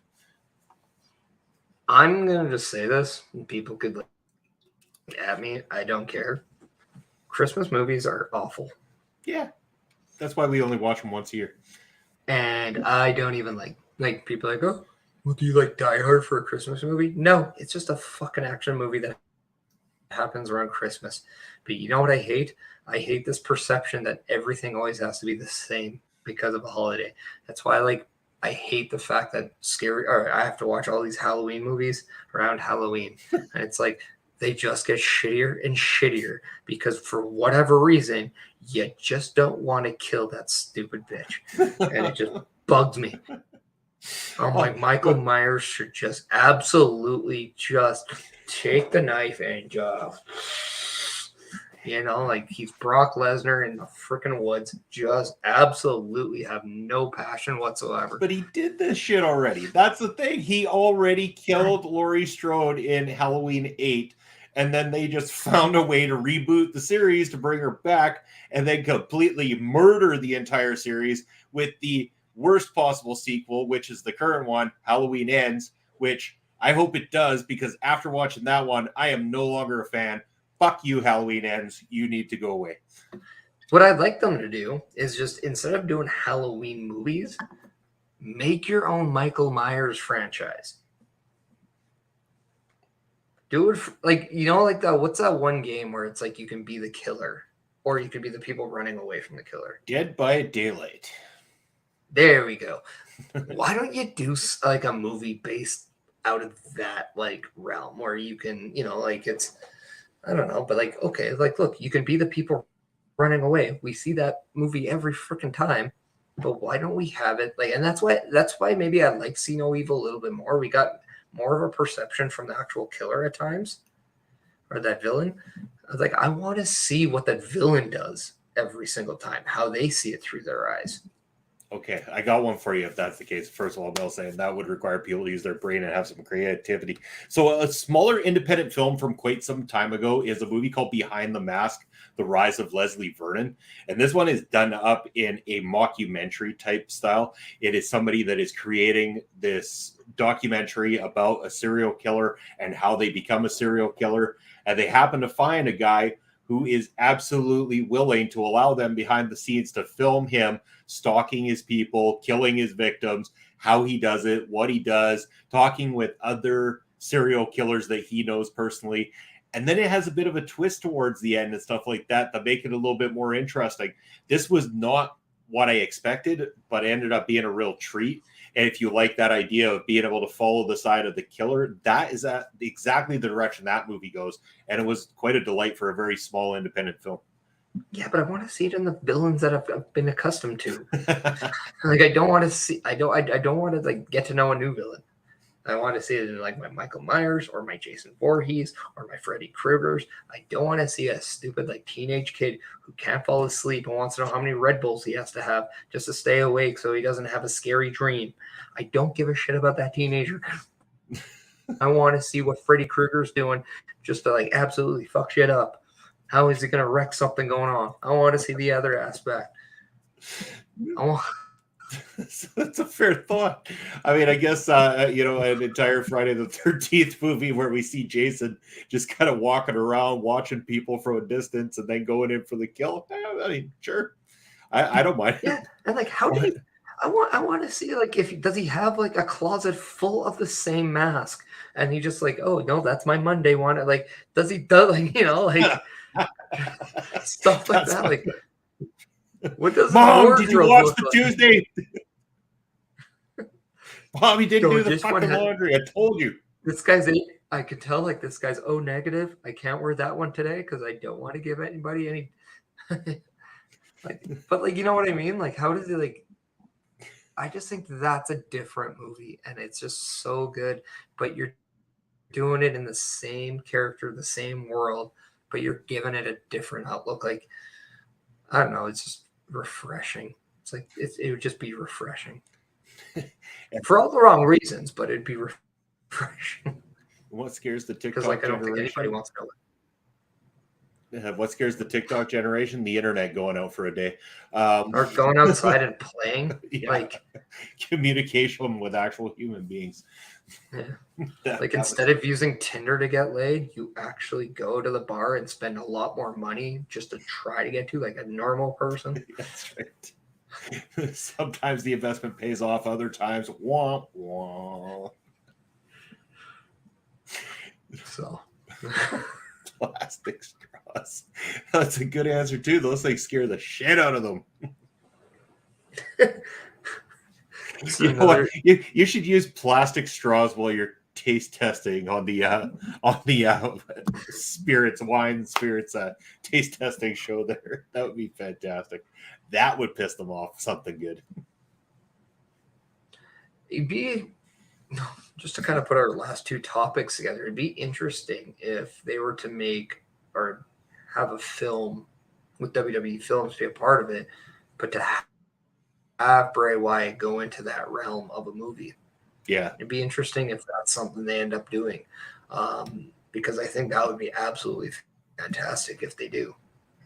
But that's one thing apparently he was working on with his time off as well too, was he was working on sort of a film. The description, I believe I was to understand, was kind of a Itchy the Killer style film meets Brazil, and anybody who's seen either one of those movies or both will know how effed up that sounds right now. Yeah, but I mean, I think too, like Triple H said it best too. Like, he has a mind that could just wander, and he badly needs somebody to keep him like focused. Because with his creative output, if he can stay focused, like he's one of the best people to work with. But if you can't focus your direction, you're going to be hindering on yourself. So it was always interesting that that's the way Triple H worded it in his interview with Ariel Helwani when talking about Bray. But, like if they were to do something like that, it'd be very interesting. Because imagine if See No Evil came in, but you had Bray Wyatt behind it and adding some of his creative outputs and ideas behind it. Could be talking about a whole different movie. You really could. I think he's got that ability. I know even the I'm trying to think of their names now. The Soska sisters. I probably said that incorrectly. They're wonderful directors as well too in the horror genre. They have slated interest in wanting to work with Bray Wyatt in the past too. They saw him as a potential to come on in. And look at this. I mean, everybody just keeps dropping on in here tonight, Parrish. That's why Wednesday nights are fun. Joe joining us right now saying, hey, Bobby. Hey, Parrish. How you doing, Joe? What up, Joe? Glad to see you. Corporate Joe. Corporate Joe. When we get to see you on Turnbuckle Talk again, Joe, hopefully that'll be coming up sometime soon. Love seeing you over there hanging out with Carl. You guys always do phenomenal work. You had a brief appearance on the watch along. Okay. I missed the watch along, He unfortunately. was very loud, but we found the reason behind the loudness. It wasn't necessarily his fault, but it still was very loud. Is there a haunting going on? On his way home. Must have been working today, Joe. I'm assuming by that one. Yeah, you don't get the nickname Corporate Joe for not being a corporate man. That's right. He never has a day off. Hardest working guy. Watching my favorite Twitch stream. You want more than one Twitch stream right now, Joe? No, just kidding. Glad you're joining in. Always happy to have you here, and always happy to chat with you as well too. Anytime you want to join us. There's only one thing to say to that, and you just have to get Ole. I love it. Yeah, there's that. It's something else that hasn't been used yet today. You do know this, right? Oh, I'm aware. Oh, okay. I'm We're working to it, aren't we? All right. Yeah. Okay. We got plans. We got this thing. It's like we scripted this whole night out. Like I just wrote a script. We scripted shit better than Reggie could. Perfect. I can't tell you how disappointed I was with that as the reveal, because the reveal, like to me, that's my shock master now. That's fantastic. Please tell me his finishing move is going to be flip the script. I don't know. All I know, I was flipping my lid when I'm like, really? Like it was just, come on. Scripts. It was like, oh, just the presentation did not like. This was the last thing I expected. It's like, oh yeah, we're gonna bring Brodus Clay to be a monster, and then all of a sudden, somebody call my mama, and you're just like, what the fuck am I watching? The best part was I saw the clip of him coming out, and the presentation looks cool at first, and then he hops on out, and it was like dead. Just the crowd died within seconds. Like, what the hell are we being shown here? Oh my god! Well, it's like that moment at WrestleMania 30 when Lesnar wins, and everyone's just like, "Fuck this." And yes, Joe, we wouldn't have it any other way that Turnbuckle Studios is your favorite, since you're one of the founders. But again, Turnbuckle Studios can be found right here on our local establishment. So we're happy to be working in conjunction with Turnbuckle Studios. So everybody make sure not only to follow them, but follow OLE, follow Chris Parrish, myself, and everybody else on our local establishment. We got cool shit going on over here. Not just wrestling shit. We got all sorts of cool shit going on in OLE. We do. Like the time to play the banner or the yeah, let's do it.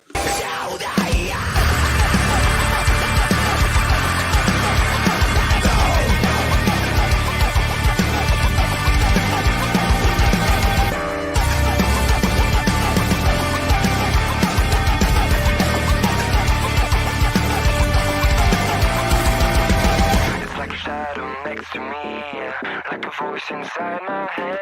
It's like a fight that I cannot win. Falling, frustrated, intoxicated. I know I'm losing myself. I can't take it anymore. but I'm not done. I'm not done. I won't give up until the end. But I won't fall.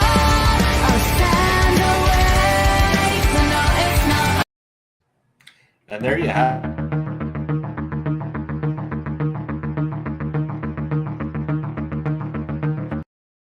And this just It did it. We can add to the calendar because pay-per-reviews will be returning following Survivor Series this Saturday podcast on the Twitch, on all the platforms because pay-per-reviews will be back this Saturday. And you just never know. Like those calendars are made, and then suddenly, we get a night like tonight where it's like, what are you doing? Let's go do a stream. And we come and we bring the stream out here because, we're reaching out, doing what we can, get the name out there. We want everybody to be tuning in to all the shows here on OLE. Because again, it's not just about the pro wrestling. As you saw at the beginning of that, Paramindful episode 3 hit OLE this week. Again, a fantastic show. Paramindful talking about all things spooky, ooky-ish. And you can find out from the great expert panel that we have over there at Paramindful, and that includes Melville Collins, who's in the chat tonight, as well as Carl Carafel, who was joining us earlier in the evening in the chat there, and as well as Alex as well, too, a new face here as well. Fantastic work. Love hearing the breakdown of the stories and everything that they tell and the topics that are bringing to the table. Paramindful, that is a phenomenal show here on OLE. Yeah, and it just shows you that there's variety here over at our local establishment. It's just not all wrestling based, as you might see like other places. So like it's nice to see that like it's just like anything else. Like we all met through wrestling, but at the same time we all have our other hobbies, other things that we like to talk about. So that's just it. So again, like if you have an interest and you want to talk about it and you want to maybe become a contributor to our local establishment, get in touch with us. Go and email olepodcast@gmail.com, and we will stay in touch that way. We will look at the potential of having you as a guest host on a show and go forward from there, because we always want to make sure that we're giving people an opportunity, but we also want to make sure that we're supporting other people and giving them a platform to follow something that they're passionate about. And here at OLE, there's no restrictions, there's no limitations, because we don't believe in that kind of stuff. That's right. And I guess we should have saved the breaking news for this one. Watch for Joe on a special episode or a future episode of Paramindful coming up. That will be awesome. I will definitely be watching for it because I love me some Paramindful, but I love all the shows that we got here on OLE. We got a lot of great contributors. Everybody's doing a fantastic job. And again, like you said, if you want to become part of the team, and we call it a team, a family, it's our local establishment, then just reach out to any one of us. We want to hear from you. We want to find out your ideas and how we can grow together. And, we love being able to support other streamers out there as well, too. So anybody else that we ever go out and do a raid of or anything like that, make sure to show them the love and support and just make those connections, because there's a lot of great people out there that you can make great connections with just by going and checking out the work that they do. Yeah, and that's just it. Like we're all about growing our community, and if that happens to be you, can let us know, because we're looking. We're always going to be looking, because the best part about meeting new people is that it never ends. So and we're very happy that we've met a lot of great people so far. And we can't wait to continue meeting new people down the road. So very interesting and very exciting stuff. Yeah, so a lot of great stuff. We got, like you said, paper reviews on Saturday. We got our next episode of Busting Out, because busting makes us feel good. So sometimes we do it twice a week. So we got those coming out. What better day to bust out than on a day where you're supposed to hump? So yeah, that's right. Exactly. Humping and busting. Yeah. That sounds like a new perfect theme song right there. Also, like it's actually funny, because I know we have a certain someone over at Turnbuckle Studios that does not like to vape or be on screen and vape for whatever reason. I saw Heel Kevin get away with this, so we might have to see what he's doing differently to bend those rules, because apparently Carl is not allowed to do it. Really? Interesting. So that's interesting. I don't know, because then I've broken every goddamn rule of the book at this point. I'm pretty sure of that. Right. I don't know. My thing is, I just tell people I'm new here. This is my first day. Yes, and and then I'm just like, oh, can you tell me what the proper way is? Oh, thank you. I will make sure I do that next time. Yeah. We'd never. And then also, next time when I forget, and be like, oh yeah, I also am I have short-term memory, so who are you again? See, we never intended the show to be for children. So if your damn children are up at this time listening to what we're doing and saying, or what we're doing, viewing what we do, that's your problem. I'm even confused by half the things we say. So We're just we're a product of all those things that we watched late night that the parents wouldn't let us watch back in the day. I'm a product of that fuzzy black and white bars when you thought you were watching something you shouldn't. And it's like, yep. Know exactly what you're talking about. Yes, our New Year's special. Joe will be joining us. Yeah, that's gonna be. We got a lot of cool shit coming up, but then we got the holiday season coming up too, and I believe that like the days that happen are going to be kind of interesting. Like some of the shows that we normally have on those days, we're still going to be putting out content around the holidays. I know that there might be some hiccups in time frames of when they happen and stuff like that. But like even you and I were talking Christmas Day, some stuff might still go down for busting out. Yeah, it'll be the off the rail edition on that Christmas Day. Yeah. So plus, what else are you watching on Christmas Day? If you want to see what happens when Santa makes a detour at our local establishment, it should be very entertaining. And yes, there is what happens when the sleigh goes off the rails? Find out on Christmas Day. And very much a truth to this comment as well too, that we have something in the works. This will be something completely different topic, more serious topic, and definitely not off the rails, but something that we do have planned out that it should be coming soon. So stay tuned for that. Again, another opportunity for us to bring you something that we truly believe in, and that some of us here want to be able to talk to people about, and hopefully give hope to people, especially around this time of year. I'm pretty sure it's not about diarrhea. So I'm pretty sure you're correct. A sleigh goes off the rails and grandma gets run over by a reindeer. Yes. There's nothing more metal than sleighs going off the rails and grandma's getting hit by reindeer. Talk about bells that are jingled. I'm telling you, my bell is going to be jingled on Christmas when we do this show. I mean, I don't know how many eggnogs I'll be into my day when we decide to go live. So this is okay. This is interesting. Yay or nay with eggnog on people? Because I think it's one or the other, right? I don't think there's an even medium, unless people I just do it to put in like rum or whatever, right? Just to put liquor in it. That's totally fine. I like eggnog. What are people's thoughts about eggnog? Because I think that's very interesting. I'm a fan. I like it. To me, it's very much on a similar scale of does pineapple belong on pizza? It's that torn between people. I find so. Like I don't think I like people that just don't mind it. It's like people like it or they don't. I feel like it's kind of at that level. Let us know in the chat if you're for eggnog. First of all, when it comes to pineapple on pizza, I don't have any issue with it, but I don't go out of my way to order one that specifically has it. If it has it, cool. If not, fuck it, who cares? But when it comes to eggnog, I love me some eggnog. And I love me some eggnog, whether it has some rum or whiskey or whatever the hell I decide to put in it, because rum time means it's holiday time, and holiday times mean it's party time, and I like that time of year. I'll pour me a big old cup of eggnog, put in the whiskey, the bourbon, whatever it is that we're mixing it with, little dash of cinnamon right across the top for a little extra flavor. Absolutely perfect. Yeah, I just like it normal.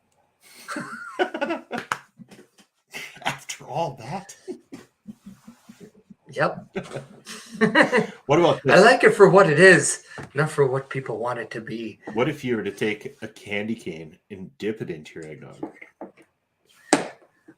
I'm not going to lie. The older I get, I kind of just like candy canes more for like a breath mint. And that's kind of what I use them for. They like your breath always smells better after a candy cane. So it's basically like a different style breath mint. That's kind of what I view candy canes now. Like unless I get like those like flavored, like the gimmicked up ones, like the butterscotch or like, like those kind of ones. But yeah. See, that's probably what happened with Santa Claus is that he, the ones at the mall didn't want to get caught with having been drinking on the job all day, so they started bringing candy canes as mints with them, and that's how it became a Christmas tradition.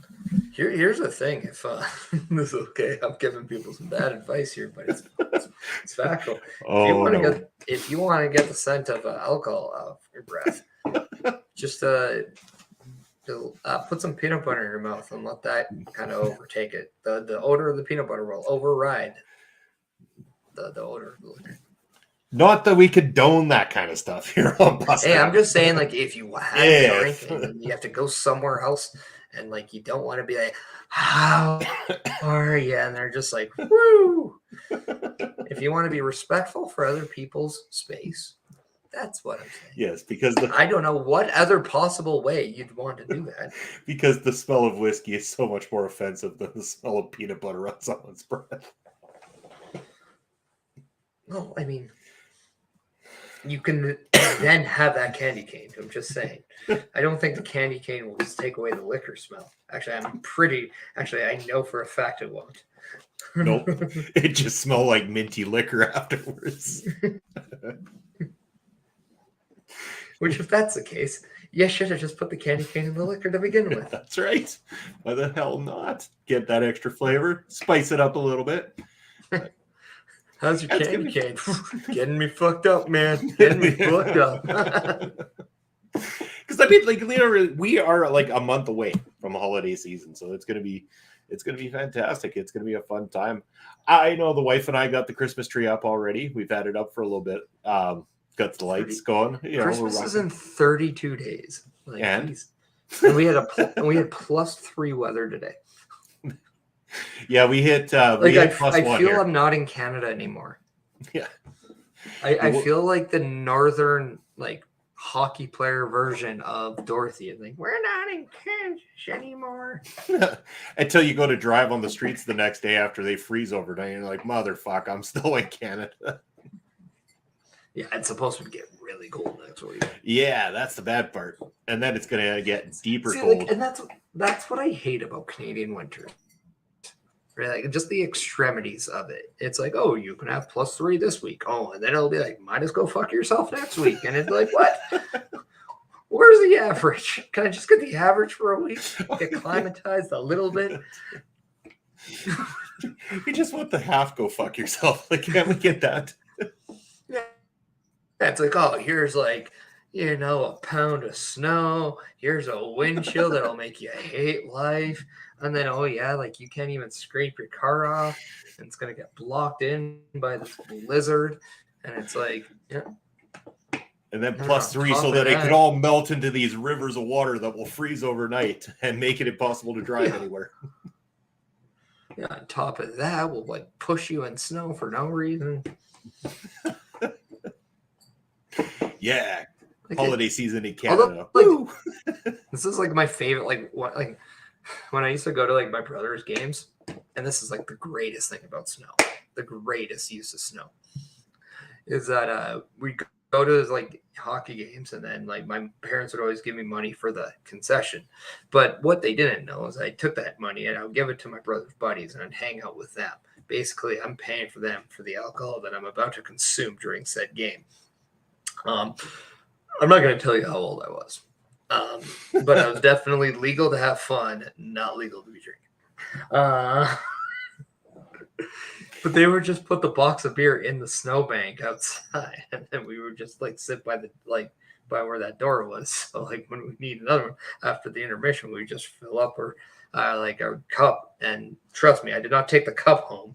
That was they brought that. I was paying them not only for the service, also for the product.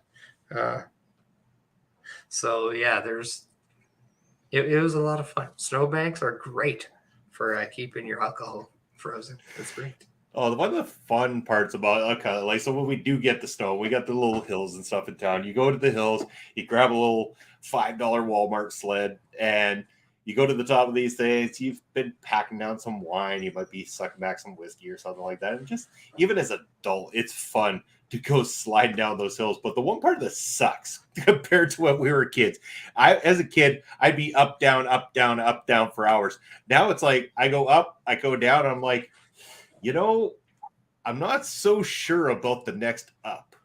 I gotta think about this one for a while. Speaking of up down, did you by chance watch the party reunion on Sunday? I did not know. Oh my god, was that entertaining? Good time. Oh, they're back playing Uno, and it's just always fun. They're just they're just pricks to each other, and it was so fun. But yeah, It's a good channel. yeah, and it's just so funny because like Adam Cole, like one, it's just nice to see like him kind of like in good spirits, given the, you know, we don't know if he's coming back to wrestling, like how like severe his injury, the concussion that he had or that he has is. So like it's just nice to see him kind of like in a positive light again. But like my God, does he just get wrecked all the time, and like he plays so dumb in Uno. Somehow still almost gets there all the time, but then every time he gets just to that like edge, somebody fucks him over. And the best part is it's usually Breeze. So the Canadian's always the biggest like asshole. It's great. Great work for our country as always. But yeah, it's just funny because like for some reason like Cesaro is like just there and he's good. Like he's the best player out of the whole thing. But then he does some really weird things too, and like I don't know. But the dynamic is just hilarious. It's a good time to watch. I'm very happy. It was great to have that during the pandemic. I will say that. Yeah, and that's the best thing is like shows like that we're able to prosper during that time, and that's still delivering the goods, which is fantastic to see. But you know, this episode of Bustin' Out, a random Wednesday night hump day special, was called the Midnight Hour because it is our 12th episode. So we'll have to come up with something for the number 13 this Sunday. Well, and officially for the people watching on the East Coast, it is midnight. So that's where we were going with it, and that's what we wanted to do. We've hit the Midnight Hour on the East Coast, so thank you for everybody who did tune in at one point tonight, who was tuning in on the replay or anything like that. I think this has been a fun-ass episode to do. Yeah. So we're just happy that people decided to come chill with us with this ridiculous off-the-top episode of Bustin' Out. So thank you, everyone, for being a part of it with us.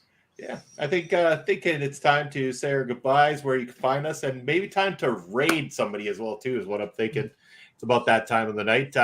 First of all, where you can find me, of course, you can catch me tomorrow night. Make sure to tune in here at our local establishment for the very next episode of Fusion. Bob Stokes and I are going to be reviewing MLW's Fusion on Thanksgiving. That is a big show. We want you all to come out and party with us, so make sure to be tuning in to that. It's going to be a great time. And again, you'll be seeing me in capacities this weekend, Saturday pay-per-reviews, and also Sunday. We've got Bustin' Out episode 13, title to be announced soon, coming up. So definitely check those out right away.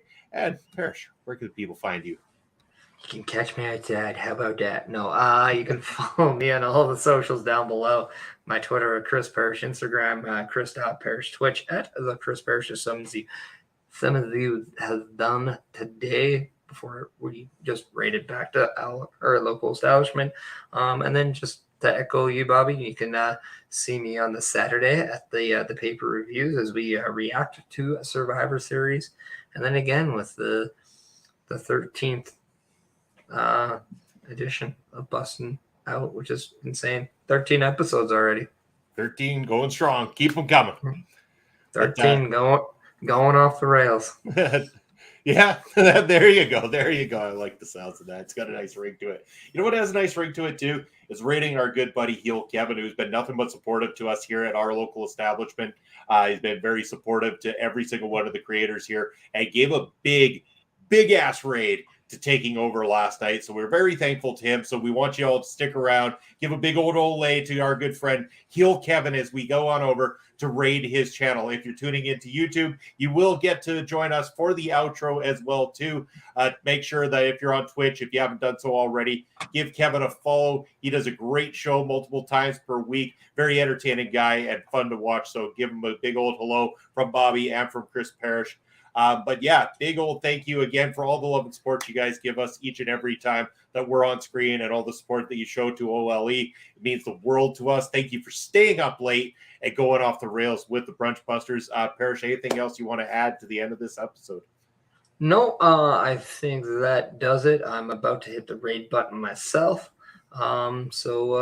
Yeah, no, everyone, thank you so much, and make sure that you show the love and support deal, Kevin, because that is the OLE way. And we will see you guys Sunday or Saturday, possibly both. Ole, everybody. Take care. You can feel the root shaking as you're running out of breath. If you're ready to rock, we'll just let it fall. Are you ready now? Are you ready to move?